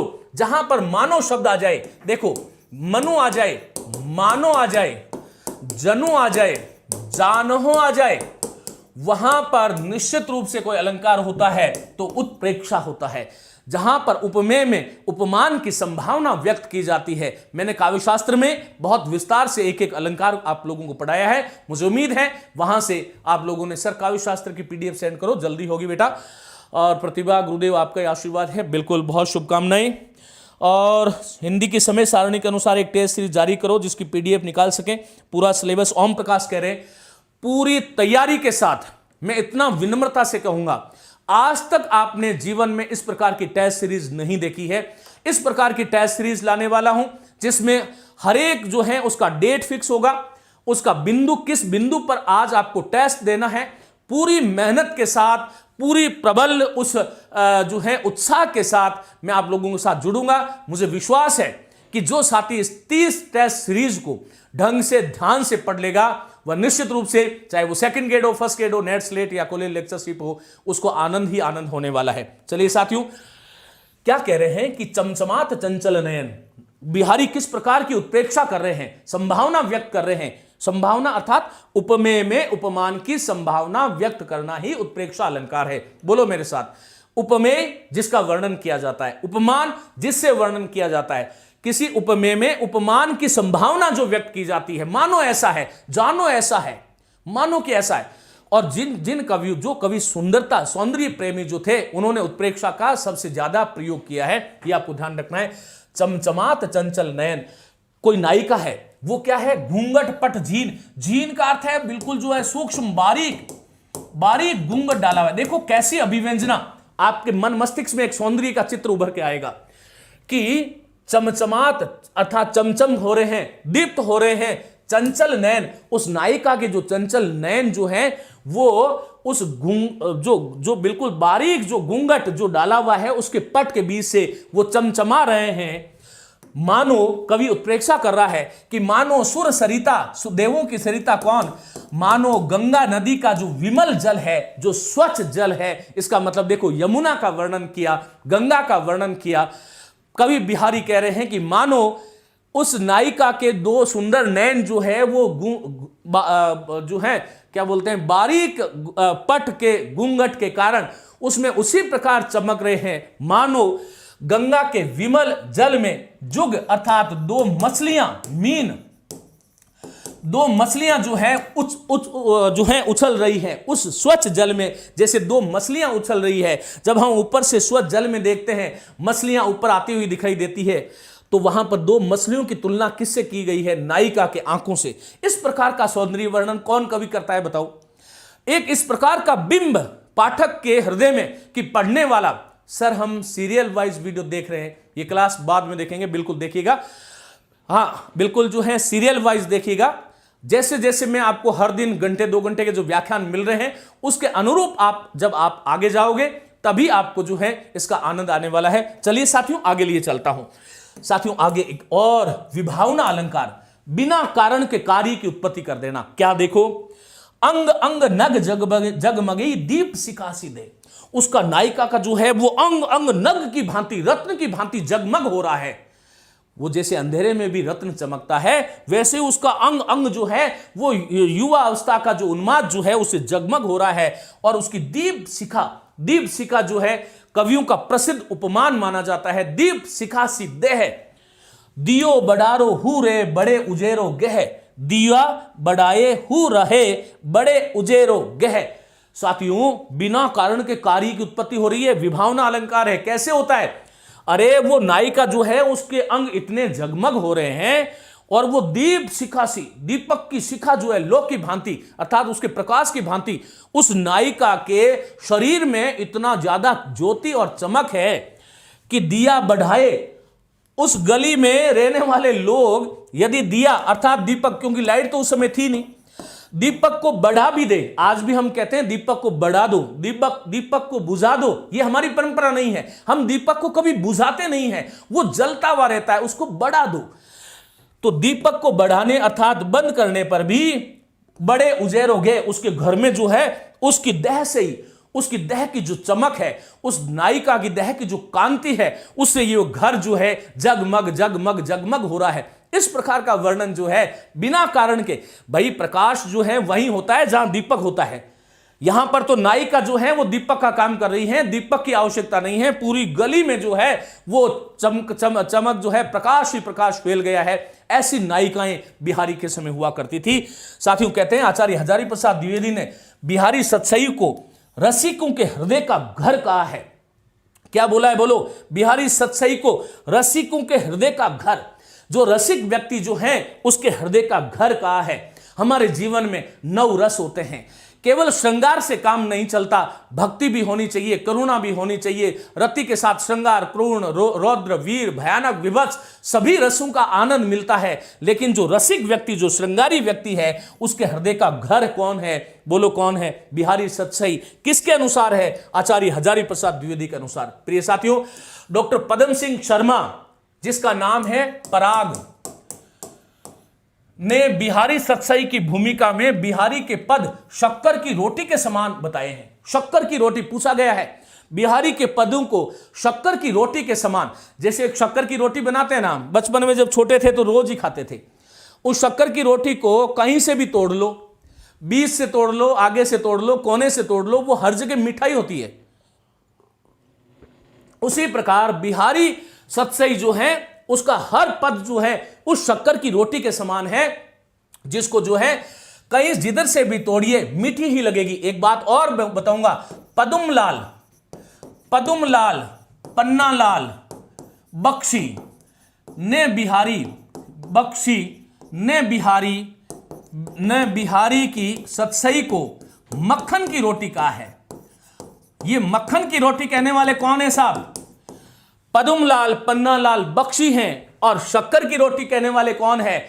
डॉक्टर पदम सिंह शर्मा। पदम सिंह शर्मा के फेवरेट कोई कवि थे तो बिहारी थे, यह भी आपको ध्यान रखना है। प्रिय साथियों, राधाचरण गोस्वामी ने बिहारी की तुलना पीयूष वर्णी मेघ से की है।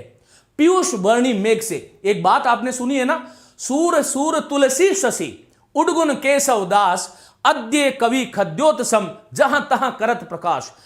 सूर जो है वो सूर्य के समान है, तुलसी चंद्रमा के समान है, केशवदास जो है वो उडगन के समान है, नक्षत्र के समान है। लेकिन राधाचरण गोस्वामी के मत में जो बिहारी जो है वो पीयूष वर्णी मेघ है। और पीयूष वर्णी मेघ अर्थात अमृत बरसाने वाला मेघ है। जब ये बरसता है तो रसिकों की आत्मा शांत हो जाती है। चातक पक्षी जो है वो अपनी चाहत को छोड़ करके उस पर मुग्ध हो जाते हैं। इस प्रकार बिहारी सतसई की जितनी प्रशंसा हमारे हिंदी साहित्य में की गई और किसी ग्रंथ की नहीं की गई है। साथियों, बिहारी ने कवित्व के लिए दोहा चंद चुना। दोहा चंद चुना, ये सत्य है। यदि बिहारी नहीं होते तो कदाचित कबीर ने दोहे खूब बढ़िया लिखे, लेकिन श्रृंगार के दोहों के मामले में बिहारी की कोई सानी नहीं है। दोहा पद चुना। भाषा एवं कल्पना पर जिसका विशेष अधिकार होगा वह कवि ही दोहे में सफल हो सकता है। क्यों हो सकता है? क्योंकि भाई दोहा जो है उसमें अक्षर कम होते हैं, वर्ण कम होते हैं, मात्राएं कम होती है, छोटा सा पद होता है और उस छोटे से पद में बड़ा अर्थ दे देना बड़ी बात है। रहीम के अनुसार दीर्घ दोहा अर्थ के आकर थोड़े माही।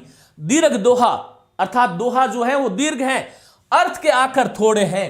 अर्थ अर्थात शब्द तो थोड़े हैं लेकिन अर्थ ज्यादा है। परंतु बिहारी ने अनेक अर्थ और काव्यशास्त्री गुण भरकर दोहे जैसे छोटे छंद को भी विलक्षण बना दिया। ये उनके कवित्व की प्रतिभा थी, ये उनके कवित्व की कसौटी थी कि दोहा जैसा छंद जिसमें कम अक्षर होते हैं लेकिन अर्थ की दृष्टि से उसको बड़ा भाव गांभीर्य उसमें ला दिया। बिहारी की सतसई निसंदेह लक्ष्य ग्रंथ है।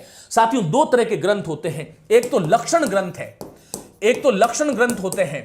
जैसे लक्षण ग्रंथ कौन से हैं? जसवंत सिंह का भाषा भूषण ग्रंथ आपने पढ़ा, केशवदास का कवि प्रिया, रसिक प्रिया, ये लक्षण ग्रंथ है। लेकिन बिहारी की सतसई जो है वो लक्षण ग्रंथ के आधार पर लिखे जाने वाले जो है क्या है बोलो, ये लक्ष्य ग्रंथ है। निसंदेह बिहारी सतसई लक्ष्य ग्रंथ है। तो बिहारी ने रीति काव्यों का पर्याप्त अध्ययन एवं परिशीलन कर सतसई की सर्जना की अर्थात रचना की। बिहारी की सतसई का मंतव्य उन्हीं के अनुसार बिहारी कह रहे हैं कि करी बिहारी सतसई जो है, बिहारी खुद लिख रहे हैं कि बिहारी सतसई मैंने की है और भरी अनेकान स्वाद, बहुत सारे स्वाद मैंने इसमें इस प्रकार से बरसा दिए हैं। कोई उसको पीयूष मणि मेघ कह रहा है, कोई उसको मक्खन की रोटी कह रहा है, कोई उसको शक्कर की रोटी कह रहा है, कोई जो उसको फूलों का गुलदस्ता कह रहा है। और इस प्रकार साहित्य जगत में एक हलचल मचाने वाला कोई कवि रहा तो वो बिहारी रहा, और उनकी एकमात्र अक्षुण्ण कीर्ति का जो आधार स्तंभ ग्रंथ जो रहा वो बिहारी सतसई रहा। साथियों देखो यहां पर संयोग, श्रृंगार और अनुभाव। अनुभाव क्या होते हैं? सात्विक और वाचिक, सात्विक, वाचिक, आहार्य और कायिक। सात्विक अनुभाव जो होते हैं उसमें आप लोगों ने पढ़ा होगा, ये जो है इसके 8 भेद होते हैं। फिर सात्विक अनुभाव के भी, अनुभावों की योजना और संयोग श्रृंगार का वर्णन कितना सुंदर यहां पर किया है। देखो क्या है, बतरस लालच लाल की मुरली धरी लुकाए, सोहे करे भोनी हंसे देन कहे नट जाए। मेरे साथ बोलिएगा, बतरस लालच, बतरस लालच लाल की मुरली धरी लुकाए, सोहे करे भोनी हंसे देन कहे नट जाए। क्या कह रहे हैं? यह राधा जो है बातों का रस, अर्थात वो ये बतरस, सबसे बड़ी बात देखो कैसे शब्दों का उपयोग किया है, बातों का रस। बातों का जो रस है वो क्या है? बतरस है। जैसा भाव वैसे शब्द के चयन में महाकवि बिहारी की कोई सानी नहीं है साहब। वो बातों के रस की लालच में, किसकी बातों का रस का लालच था? लाल की, अर्थात कृष्ण की बातों के रस के चक्कर में मुरली धरी लुकाए। अरे राधा को क्या प्रिय था? बातें। कृष्ण को क्या प्रिय थी? उसकी मुरली, क्योंकि मुरली, वो मुरली के बिना रहते ही नहीं थे।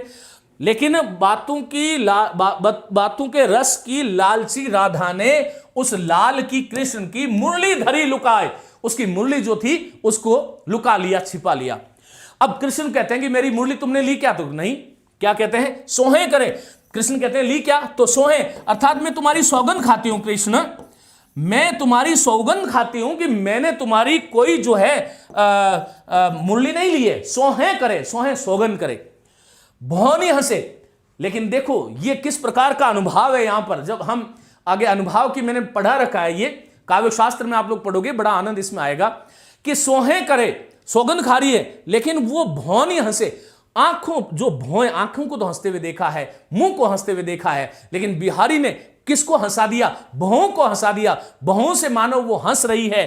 फिर जो है कृष्ण तो भूला है, वो लाल कहता है प्लीज मुझे दे दो ना। दैन कहे, जब देने को कहा जाता है तब नट जाए, नहीं नहीं नहीं नहीं, मैंने तुम्हारी सौगंध खाई है, मैंने तुम्हारी मुरली नहीं छिपाई। एक छोटी सी एक दोहा जो छंद जो है उसमें किस प्रकार का एक पूर्ण भाव जो है वो इसके अंदर उड़ेल दिया। बिहारी लाल का इतना सुंदर वर्णन करने वाले तो आप हैं सर। शीला सिंह, बहुत शुभकामनाएं बेटा।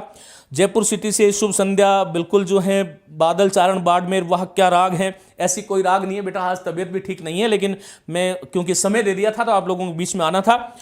और मूलाराम जी, वाह वाह सर जी, चलिए आपको आनंद आ रहा है तो मुझे भी अच्छा लगेगा, ये भी आपको ध्यान रखना है। तो साथियों ये अनुभाव शब्द योजना है।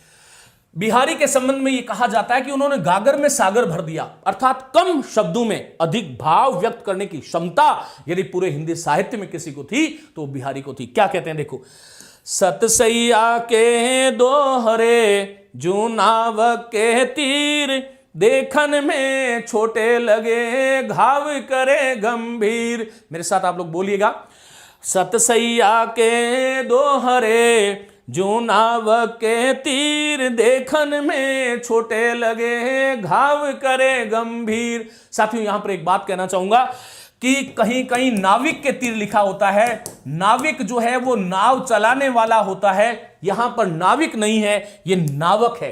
अर्थ मैं आपको इसका बताऊंगा। बहुत सारे लोग इसको गलत पढ़ते हैं और गलत इसका अर्थ लगाते हैं। तो सर हम, हाँ बिल्कुल सीरियल वाइज देखिए बेटा। तो साथियों यहां पर देखिएगा, सतसैया अर्थात बिहारी सतसैया के दोहरे का अर्थ क्या है? जो दोहे जो है, जो नावक के तीर। साथियों नावक एक योद्धा होता है। दो अर्थ है नावक के, शब्दकोश में जाके देखना। नावक एक योद्धा होता है, जिस प्रकार योद्धा का तीर जो है वो छोटा होता है, लेकिन वो जिस भी लक्ष्य पर फेंका जाता है पूरे शरीर को भेद देता है। उस नावक के तीर की भांति है। या नाव चलाने वाला नहीं है, और तीर ये नदी की नहीं है, यह ध्यान रखना। दूसरा, नावक जो शब्द है, आदिवासी समाज में एक नावक एक अस्त्र होता है, एक तो अस्त्र और एक शस्त्र। वो एक अस्त्र होता है, वो जो है उसके आगे अर्थात उसकी जो नोक जो होती है, ऐसे समझो उस नोक पर छोटे छोटे जो है वो कंटीले जो है वो लगे होते हैं, अपने कांटे जिसको बोलते हैं। कांटे वो वाले नहीं, झाड़ी के नहीं, कांटे जो वास्तव में बनते हैं, तो वो कांटे लगे हुए होते हैं और उसमें फूंक मार करके और उसके ऊपर शिकार पर चलाया जाता है। वो कितना भी दूर शिकार, जहां तक उसकी गति होती है, यदि वो लग गया तो फिर जो है उसका शिकार का विनाश हो जाता है। या फिर नावक के तीर का अर्थ यह भी लिया जाता है कि पुराने समय में क्योंकि यहां पर भुशुंडियां अर्थात बंदूकें नहीं हुआ करती थी, आजकल तो AK-56 और न जाने कौन कौन सी हमारी प्रक्षेपण और रॉकेट और कौन कौन से हथियार लड़ने के लिए आ गए हैं। लेकिन उस समय नावक अर्थात जो योद्धा जो होता था, वो क्या करता था कि जो उसका तीर होता है, उस तीर को विष में डुबोता था, विष में डुबो करके और वो अपने लक्ष्य पर तानता था और उस विष वो जैसे ही उसके अंदर प्रविष्ट होता था शत्रु के, उसका प्राण ले लेता था। बिहारी के दोहे भी ऐसे हैं जो नावक के तीर, जैसे नावक का तीर है, देखने में छोटे लगे, वो देखने में बहुत छोटा लगता है, लेकिन घाव एक ऐसा अमिट घाव कर देता है, करे गंभीर, वो जिसके हृदय पर लग जाता है। अरे एक एक दोहे को क्यों शक्कर की रोटी, क्यों मक्खन की रोटी कह दिया गया? एक एक दोहे में इतनी ज्वलंत जो है वो अर्थ जो है, अर्थ का की दृष्टि से, भाव की दृष्टि से इतना गांभीर्य है कि जिसके हृदय पर लग जाएगा उसको बिल्कुल चोट कर देगा, उस सहृदय को वो घायल कर देगा, ये इसका अर्थ है। तो चलिए साथियों, बिहारी सतसई का निम्न भक्ति पर दोहा जो है वो द्रष्टव्य है। मैं चलिए इसमें तो लिख दिया गया है। ये साथियों श्लेष अलंकार का और काव्यलिंग अलंकार का बड़ा सुंदर उदाहरण है। मैंने इसको बहुत विस्तार से वहां पर काव्यशास्त्र में समझाया है, आप लोगों में से बहुत सारे साथियों ने वहां पर देखा होगा। देखिएगा, मेरी भव बाधा हरो, सतसई का पहला दुआ है। मंगलाचरण जो है वो राधा के नाम से किया गया है। देखो बिहारी भी कितने चतुर थे, उनको पता था कि कृष्ण की चाबी कहां पर रहती है, राधा के पास। मैं राधा का सुमरण करूंगा तो कृष्ण अपने आप मेरी जो है मुझ पर दया करेंगे, मुझ पर कृपा बरसाएंगे। मेरी भव बाधा हरो, राधा नागरी सोई, जातन की झाई परत है, श्याम हरित जुति होई, मेरी भव बाधा हरो। मेरी भव बाधा, भव कहते हैं संसार को। हे राधा, मेरी जो संसार की जो बाधाएं हैं, संसार की जो बाधाएं, देखो साथियों, कोई भी जो ग्रंथ लिखा जाता है भारतीय परंपरा में, उस ग्रंथ के लेखन से पूर्व जो लिखने वाला होता है वो मंगलाचरण करता है। हमारे घर में जब शादी ब्याह होता है, हम सबसे पहले गणेश जी को मनाते हैं। ठीक वैसे ही कोई कवि अपने इष्ट और आराध्य की स्तुति से उस किसी भी ग्रंथ की शुरुआत करता है। यहां पर बिहारी का उपास्य कौन है, इष्ट कौन है, अभीष्ट कौन है? राधा है। उस राधा से विनती कर रहे हैं, हे राधा, मेरी संसार की जो बाधाएं हैं उसका तुम हरण करो। राधा नागरी सोई, नागरी क्यों प्रयोग किया? क्योंकि बिहारी नागर के कवि हैं, नगरीय जीवन के कवि हैं, ग्रामीण जीवन का उन्होंने उपहास किया, यह भी सत्य है। तो नागरी, वो जो नगर में रहने वाली, जो नगर जैसी अर्थात जो सभ्य, नागरिक अर्थ यहां पर नगर में रहने वाली भी, और सभ्य जो राधा जो है, जो उत्कृष्ट राधा जो है, वो मेरी भव बाधाओं का हरण करेगी।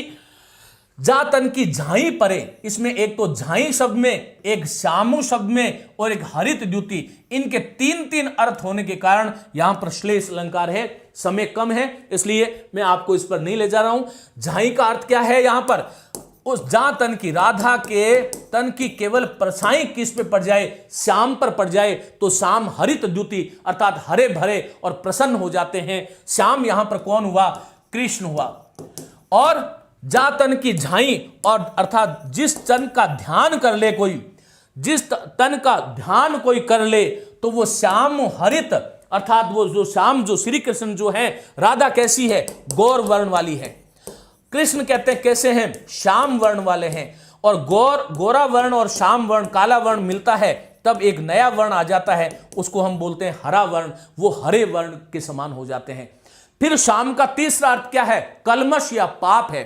अर्थात जिस तन की झाई परत राधा का जिस पर ध्यान लग जाता है, राधा जिस पर कृपा कर देती है, राधा का केवल कृपा जिस पर आशीर्वाद मिल जाता है, उस व्यक्ति का श्यामु अर्थात जो पाप कर्म जो है, जो किलमिश जो कर्म है, जो दुष्टताएं हैं, वो हृत द्युति व उसका हरण जो है करके वो द्युति प्रकाशमान पाप के अंधकार से निकाल करके प्रकाश की ओर ले जाने वाली वो राधा है। और ऐसी राधा की मैं स्तुति करता हूं। मैं मेरे इस सत्सई बिहारी सत्सई ग्रंथ की संपूर्णता हो, निर्विघ्न संपूर्णता हो, किसी प्रकार की कोई बाधा नहीं आए, और इसलिए बिहारी यहां पर अपनी जो है राधा की स्तुति कर रहे हैं। श्लेष और काव्य अलंकार हैं। डॉक्टर नगेंद्र क्या कहते हैं? डॉक्टर नगेंद्र कौन है? हिंदी साहित्य का जिन्होंने इतिहास लिखा, संपादन किया। श्रृंगार के संयोग पक्ष के चित्रण में बिहारी सिद्धहस्त है। मैंने आपको एक बात बताई थी, यदि कोई साथी आरंभ से जुड़ा हुआ है तो मैंने आपको कहा था कि साथियों बिहारी जो है वो संयोग और वियोग दोनों का जो है वर्णन करते हैं, लेकिन संयोग श्रृंगार में सिद्धहस्त हैं। बिहारी सत्सई श्रृंगार भक्ति और नीति की त्रिवेणी है। उसमें ये त्रिवेणी संगम है, जिसमें श्रृंगार भी बरस रहा है, जिसमें भक्ति भी बरस रही है, जिसमें नीति भी बरस रही है। कवि के रूप में बिहारी हिंदी साहित्य के गौरव हैं और उनकी सत्सई काव्य की अपूर्व निधि हैं। कौन कह रहे हैं? Doctor Nagendra. Reverend Edwin Greaves ने बिहारी को शब्दों का चतुर प्रयोक्ता मात्र कहा है। ये इनकी आलोचना हुई है एक तरह से, शब्दों का चतुर प्रयोक्ता जो है वो ये है, और ये कहने वाले जो है एडविन ग्रिव्स है। मैं आप लोगों के थोड़े कमेंट देख लेता हूं। गुरुदेव आपकी किताब आती है क्या, फर्स्ट ग्रेड और सेकंड ग्रेड? इंदिरा सिंह राठौड़। मेरी बहुत सारी पुस्तकें हैं, 9 पुस्तकें हैं, उसके बारे में जो है यहां पर अभी मैं सब नहीं बता सकता, लेकिन हिंदी भाषा और साहित्य का अद्यतन इतिहास, हिंदी व्याकरणमाला, हिंदी प्रश्नमाला, हिंदी के विद्यार्थियों के लिए अच्छी पुस्तकें हैं। सर आप सेकंड ग्रेड का पढ़ा रहे हो क्या? बिल्कुल, सेकंड ग्रेड जो है, यदि आपको कोर्स की आवश्यकता है तो साथियों आप जो है मैया पाठशाला ऐप डाउनलोड करें और वहां पर आपको संपूर्ण पाठ्यक्रम जो है मिल रहा है। तो चलिएगा। सौष्ठववादी आलोचक नगेंद्र भौमाराम चौधरी कह रहे हैं, और बहुत बढ़िया। चलिए साथियों, आपको ये समझ में आ रहा है, बहुत अच्छी बात है। साथियों, मिश्र बंधु ने बिहारी को कवि नहीं माना, यह बहुत महत्वपूर्ण बात है।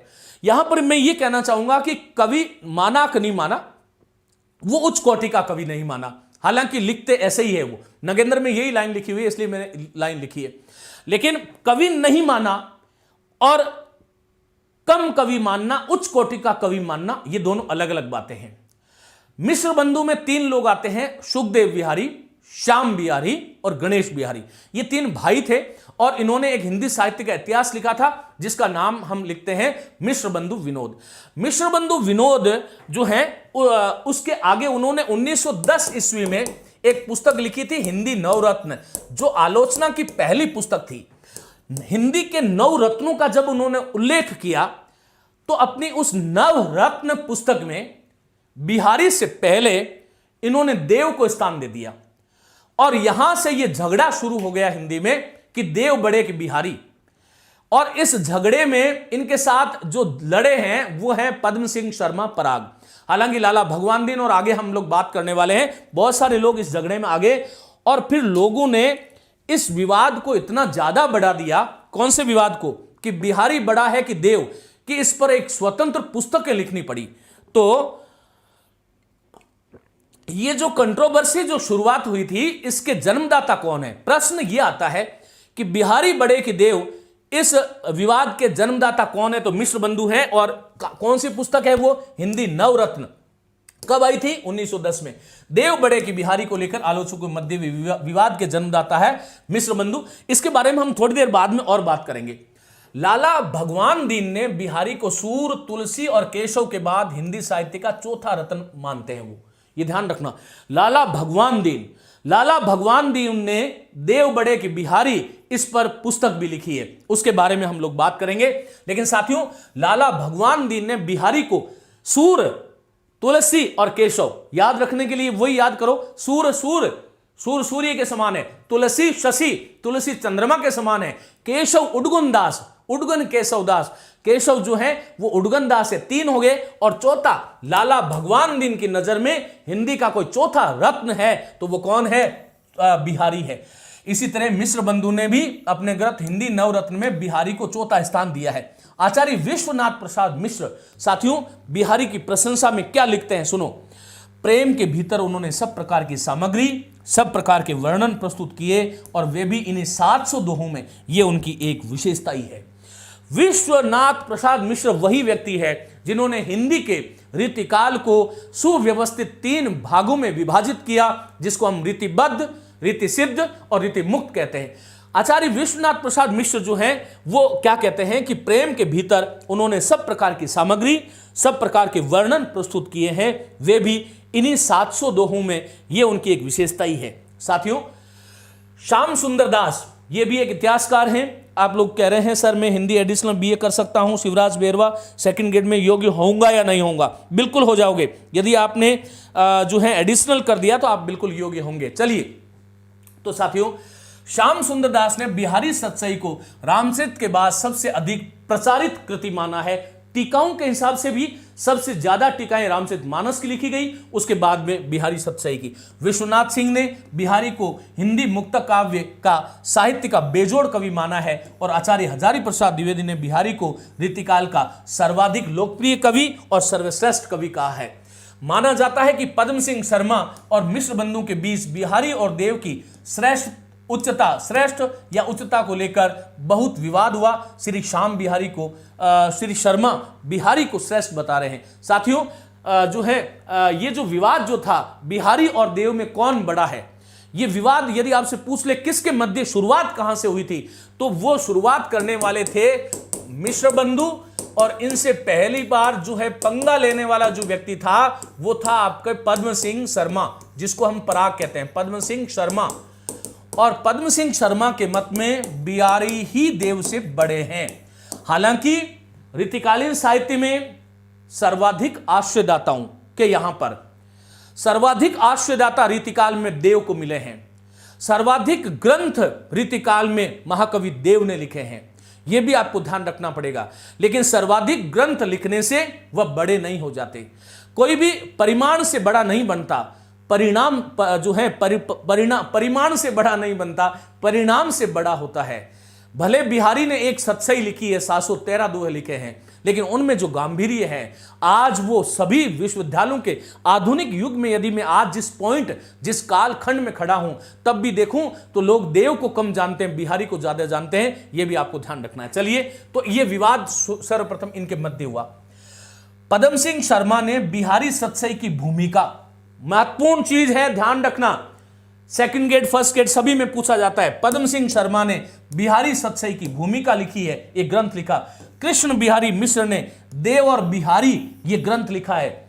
लाला भगवान देव ने उल्टा कर दो, यहां पर देखो, कृष्ण बिहारी ने तो देव और बिहारी लिखा है, लाला भगवान देव ने एक ग्रंथ लिखा है बिहारी और देव। और ये सारे के सारे ग्रंथ जो है वो देव बड़े के बिहारी, बिहारी बड़े के देव, इसी को लेकर के लिखे गए हैं। पहला कौन सा है? पद्म सिंह शर्मा। क्या लिखा है? बिहारी सतसई की भूमिका, ध्यान से पढ़ो। कृष्ण बिहारी मिश्र ने क्या लिखा है? देव और बिहारी। लाला भगवान दीन ने क्या लिखा है? बिहारी और देव, उल्टा कर लो। और विश्वनाथ प्रसाद मिश्र ने बिहारी की वाग विभूति, वाग विभूति का संधिविच्छेद होता है वाणी की विभूति। बिहारी क्या है? वाणी की विभूति है। ये लिख करके नाम से आलोचकों ने ग्रंथों की रचना करी। और ये सारे के सारे ग्रंथ जो है मिश्र बंधु का जो विवाद जो खड़ा किया उन्होंने, हिंदी नवरत्न जो हिंदी आलोचना की पहली पुस्तक आती है, और उसमें जो विवाद था कि देव बड़े के बिहारी या बिहारी बड़े के देव, उसको लेकर के ये पुस्तकें लिखी गई। साथियों, संस्कृत के आचार्य बलदेव उपाध्याय ने कहा है कि हाल कवि गाथा के, देखो गाथा सप्तशती, गाथा सप्तशती मैंने आपको बता दिया है, ये किसने लिखी है? हाल कवि ने। किसने लिखी है? हाल कवि ने लिखी है। इसी को हम शालीवान कहते हैं, हाल कवि या शालीवान ने। तो आचार्य बलदेव उपाध्याय कौन है? आचार्य बलदेव उपाध्याय ने संस्कृत साहित्य के इतिहास में बड़ा जोरदार काम इन्होंने किया है। और संस्कृत साहित्य के इतिहास को लेकर के इन्होंने 3 वॉल्यूम लिखे हैं। बड़ा संस्कृत साहित्य का इतिहास इन्होंने लिखा है। क्या नाम है? आचार्य बलदेव उपाध्याय। और दर्शन शास्त्र पर भी इनकी बड़ी जबरदस्त पकड़ थी। तो वो कह रहे हैं कि हाल कवि की गाथा के और गोवर्धन अर्थात गोवर्धनाचार्य की आर्या सप्तशती में आपको बता चुका हूं, तथा बिहारी दोहा के बादशाह है। अर्थात बलदेव उपाध्याय क्या कह रहे हैं कि गाथा के तो कौन बादशाह है? हाल कवि या शालीवाहन। आर्या छंद के कौन बादशाह है? गोवर्धनाचार्य। और दोहा छंद के कौन बादशाह है? साहब बिहारी है। डॉक्टर हरिचरण शर्मा ने बिहारी को रीति सिद्ध कवि कहने के बजाय रस सिद्ध कवि कहना ज्यादा उपयुक्त माना है। इसको महत्वपूर्ण करना पूछा जा सकता है। बहुत महत्वपूर्ण बातें। तुलसी सूरदेव बिहारी, अरे मूलाराम बिल्कुल जो है ये नवरत्न की बात लिख रहे हैं। देखो इसमें जो है तुलसी, नवरत्न में तुलसी सूरदेव बिहारी, केशव कबीर, त्रिपाठी बंधु, त्रिपाठी जो तीन बंधु थे ना, मतिराम और भूषण और अपने चिंतामणि, त्रिपाठी बंधु, चंद्रबरदाई और भारतेंदु हरिश्चंद्र, ये हिंदी के नवरत्न है। इसको याद करना, बहुत अच्छी बात लिखी है। इस प्रकार का सार्थक कमेंट होना चाहिए। तो हरिचरण शर्मा जो है वो रस सिद्ध कवि मानते हैं रीति सिद्ध की बजाय। साथियों, आचार्य विश्वनाथ प्रसाद मिश्र क्या कह रहे हैं कि बिहारी ने आचार्य कर्म से दूर रहकर जो सतसई रची उसमें रीतियां स्वतः सिद्ध होती चली गई। ये रीति सिद्ध की परिभाषा है। और आचार्य विश्वनाथ प्रसाद मिश्र ने ही काव्य का एक विभाजन रीति सिद्ध के नाम से किया था। ये क्या कह रहे हैं कि बिहारी ने आचार्य कर्म से दूर रहकर जो आचार्यत्व का प्रदर्शन हो रहा था, हर कवि बनने से पहले रीतिकाल का हर कवि आचार्य बनने की होड़ में लगा हुआ था, लक्षण ग्रंथों का प्रणयन कर रहा था। विश्वनाथ प्रसाद मिश्र बिहारी के इस वैशिष्ट्य को उद्घाटित करते हुए इस प्रकार से कहते हैं कि आचार्य कर्म से दूर रहकर जो सतसई रची उसमें रीतियां स्वतः सिद्ध होती चली गई। नलिन विलोचन शर्मा, ये इतिहासकार है, हिंदी साहित्य का इतिहास इन्होंने लिखा है। मैंने आपको आरंभ में पढ़ाया था। नलिन विलोचन शर्मा ने अपने द्वारा संपादित ग्रंथ स्वर्ण मंजूषा में बिहारी के बारे में कहा है कि बिहारी की कविता हिंदी कविता कामिनी के ललाट की बिंदी है। वाह वाह, क्या बात कही है। नलिन विलोचन शर्मा क्या कह रहे हैं कि बिहारी की कविता हिंदी की कविता रूपी कामिनी जो है उसके ललाट की बिंदी है। जब आप कामिनी को देखते हो तो सबसे पहले बिंदी ही नजर आती है। बिंदी ही जो है उसका सबसे महत्वपूर्ण श्रृंगार माना जाता है। तो हिंदी की जो कविता कामिनी है उसका बिंदी कहने वाले कौन है? नलिन विलोचन शर्मा, जो कि एक साहित्यकार हैं, जो कि एक समीक्षक हैं, जो कि एक साहित्यकार हैं, जो कि एक समीक्षक हैं।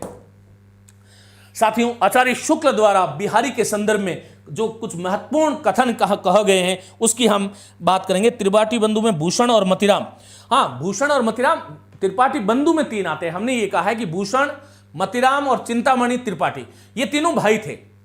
कौन कौन? चिंतामणि जो आचार्य शुक्ल जिसको हिंदी रीतिकालीन साहित्य का प्रवर्तक मानते हैं, रस विलास उनकी रचना आती है 1743 ईस्वी में, 1843 में, माफ करें इसमें गड़बड़ हो जाती है।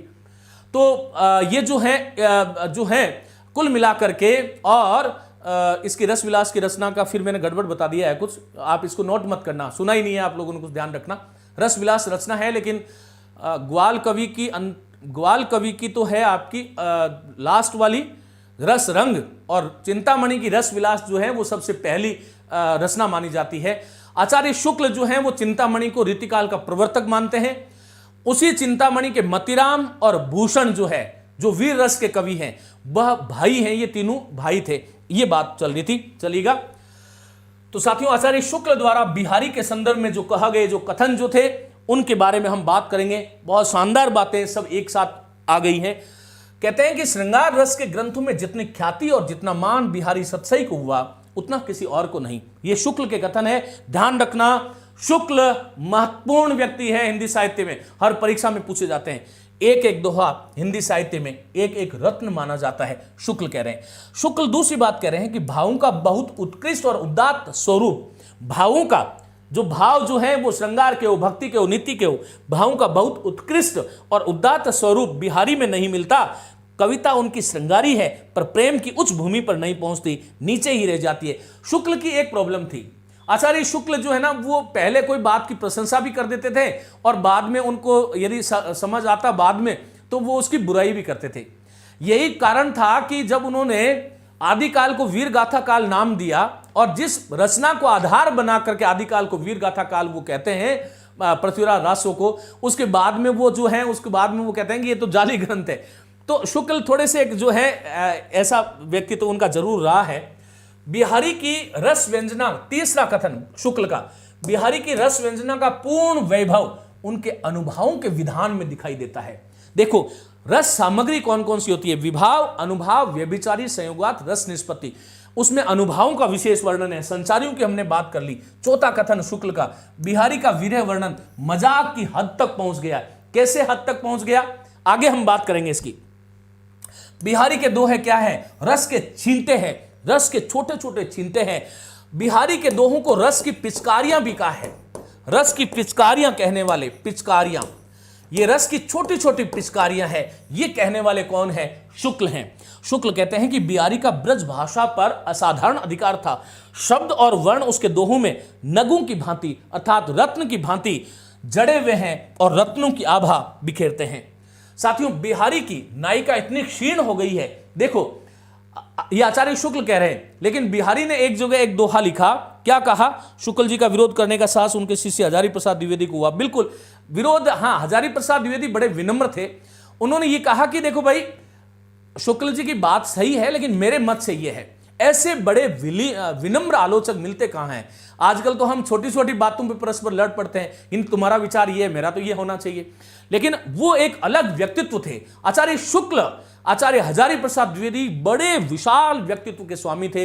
ये दो धाराएं हैं, ये दो खंड है जो परस्पर विरोधी हैं, लेकिन कहीं ना कहीं एक भी है। हम बात कर रहे थे कि आचार्य शुक्ल एक बात कहते हैं, ये प्रश्न कई बार परीक्षाओं में आता है। बिहारी की नायिका जो है वो इतनी क्षीण हो गई है, आप लोगों ने पढ़ा होगा, इत आवती उत चली जात।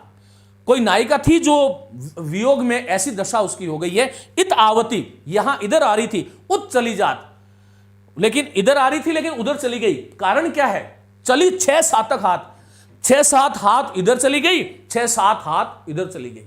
किसके कारण, हवा के झोंके के कारण नायिका इतनी क्षीण हो गई है साहब कि हवा का झोंका भी सहन नहीं कर सकती। इत आवती उत चली जाती, इधर आ रही थी बेचारी, लेकिन हवा का झोंका लगा तो 6-7 हाथ उधर चली गई, फिर से उधर से झोंका लगा, फिर से इधर आ गई। पेंडुलम होता है ना, पेंडुलम की घड़ी, उसका जो नीचे वाला जो सुइया जो होता है वो ऐसे करता है। अब सुनो, शुक्ल कहते हैं कि बिहारी की नायिका इतनी क्षीण हो गई है कि सांस खींचती है तब उसके झोंके से 4 कदम पीछे हट जाती है, और जब सांस निकलती है तब उसके साथ साथ 4 कदम आगे भी बढ़ जाती है। कबीर तो, बिहारी तो 6 और 7 हाथ की बात कर रहे हैं, ये 4 हाथ की बात कर रहे हैं। इत आवती उत चली जाती, चली 6-7 हाथ, 6-7 हाथ की बात कर रहे हैं। लेकिन शुक्ल को क्या पता 4 हाथ दिखाई दिए, खैर 4 कदम आगे बढ़ जाती है। घड़ी के पेंडुलम की सी दशा उसकी रहती है। ये प्रश्न कई बार परीक्षाओं में पूछा जाता है। घड़ी का जो पेंडुलम है उसके समान जो है ये रहती है, ये आपको ध्यान रखना है साथियों। अब बिहारी सतसई के महत्वपूर्ण पद और अलंकार, इसके बारे में हम लोग बात करेंगे अगले व्याख्यान में। मुझे उम्मीद है कि यहाँ से आज आप लोगों ने बहुत कुछ सीखा होगा। मैं निश्चित रूप से ये कह सकता हूँ कि हाँ, इसमें एक टॉपिक मैं छोड़ रहा हूँ क्योंकि समय ज़्यादा हो गया और स्वास्थ्य थोड़ा सा जो है आज मेरे अनुकूल नहीं है। मेरा मानस था कि मैं आप लोगों के बीच आऊँ और कुछ बातें मैं आप लोगों से करूँ, और इसलिए मैं आप लोगों के साथ में आया। मुझे लगता है कि बिहारी को लेकर के आपको किसी प्रकार का कोई संदेह नहीं होगा, और आम तौर पर वैसे तो ज्ञान अनंत है, उसमें अहंकार नहीं करना चाहिए। लेकिन कोई भी साथी जो इस व्याख्यान को सुन लेगा, बिहारी को लेकर के कोई भी प्रश्न गलत करने की संभावना क्षीण हो जाती है, नगण्य सी हो जाती है। यदि आपके कोई भी प्रश्न हो तो आप लोग मुझसे कर सकते हो। मैं 2 मिनट आप लोगों के साथ हूं। मुलाराम, बहुत बहुत आभार, और आभार तो बिल्कुल आप लोगों का, आप लोग सफल हो जाएं। मेरी एक ही अभिलाषा है, एक ही चाहत है, एक ही काम्य है, एक ही कामना, एक ही अभीष्ट है कि आप लोग जीवन में सफल हो और आप सफलता को वर्ण करें। मैं जानता हूं बड़े ये जो संघर्ष के दिन जो होते हैं साथियों, लेकिन ध्यान रखना, संघर्ष व्यक्ति को मजबूत बनाता है। यदि संघर्ष नहीं होता तो ये पंख नहीं आते। एक पक्षी की कहानी कभी हम सुनेंगे, संघर्ष के कारण ही जो है पंख आते हैं, और उस पंखों से अनंत आकाश की ऊंचाइयां हम लोग नापते हैं। और भी कोई प्रश्न यदि आप लोगों का है, टेस्ट का हल कब कराओगे? हाँ प्रिय साथियों, मैं आपको ये सूचना मैंने दे दी थी। टेस्ट सीरीज लॉन्च हो गई है आज से, जो है फर्स्ट ग्रेड और सेकंड ग्रेड दोनों की, फर्स्ट ग्रेड और सेकंड ग्रेड दोनों की टेस्ट सीरीज लॉन्च हो गई है। 22 फरवरी से ये शुरू हो जाएगी। इसमें आरंभिक 7 दिन के लिए आपको कुछ जो है विशेष जो है हम जो कर सकते हैं आप लोगों की मदद, वो हमने वहां पर ऑफर दिया हुआ है। आप लोग देख लें, जान लें। लेकिन इतना जरूर कहूंगा कि ये इस प्रकार की टेस्ट सीरीज में कराने वाला हूं कि आपका हिंदी साहित्य का ज्ञान निश्चित रूप से जहां पर हैं वहां से आप और समृद्ध होंगे, 100% आप लोग सफल होंगे, ऐसी मेरी शुभकामनाएं हैं। और आप बहुत अच्छा पढ़ाते हो, ये कोर्स लेके हमने आपको हिंदी सीखने का एक बहुत ही अच्छा प्लेटफॉर्म चुना है। थैंक यू सर, बिल्कुल 6305, बहुत बहुत शुभकामनाएं बेटा। 8 भेद, सुमन चारण कह रही है 8 भेद, बेटा किसके 8 भेद की बात कर रहे हैं? और दर्शना चौधरी सर भक्ति काल की पूरी पीडीएफ डालो। हाँ, भक्ति काल की पीडीएफ कुछ रह गई थी 23 पृष्ठ, वो आज डल जाएगी। आप लोग मुझसे प्रश्न कर सकते हो। सुमन चारण, हाँ आंगिक वाचिक सात्विक आहारी, हाँ बिल्कुल बिल्कुल 8 भेद है, चलेगा। और सर सबके लिए रहेगा सिर्फ पेट विद्यार्थियों के लिए? देखो साथियों ऐसा है कि मैं, आप सभी समझदार हैं, नेट पर ऐप पर जब हम बात करते हैं तो देखो वहां पर बहुत सारे खर्चे होते हैं, हर चीज का टैक्स लगता है, हर चीज टाइप होती है, उसके लिए व्यवस्थाओं के लिए बहुत सारे साथी लगे हुए होते हैं। तो मैं इतना करता हूं कि न्यूनतम फीस जो हो सकती है, जहां पर आप लोगों को यह लगे कि हमने ये जो पैसा जो दिया है, निश्चित रूप से खून पसीने की मेहनत होती है आप लोगों की, मैं जानता हूं, लेकिन उसमें हमें इतना कुछ मिल गया कि आपके मन से एक बार ये निकल जाए कि वाह वाह हमने बहुत अच्छा काम किया। और साथियों, सभी साथियों से चलिए मैं विदा लेता हूं। और कोर्स ले रखा है उनको भी टेस्ट सीरीज लेनी है क्या, बताइए? देखिए बिल्कुल जरूरी नहीं है। सुनीता मीना ये प्रश्न कर रही है कि जिन्होंने पहले से कोर्स ले रखा है उनके लिए अलग जो है, हम हर जो टॉपिक जो होगा उसके टॉपिक में हम 20 या 30 प्रश्न जो है मैं वहां पर आपको डालने वाला हूं। आप चाहते हैं तो वो ले सकते हैं, वो एक अलग सीरीज है। लेकिन पाठ्यक्रम वाला जो फुल कोर्स जो है उसमें अलग तरीके से आपको चीजें मिलने वाली है। और क्योंकि एक पूरा व्यवस्थित एक कार्यक्रम अलग बना है, उसके लिए सारी मशीनरी, सारी चीजें जिसको हम कहते हैं कि यांत्रिकता हो, चाहे उसके लिए जो काम करने वाले जो साथी मेरे जो हैं, वह बिल्कुल एक अलग स्वतंत्र विभाग है।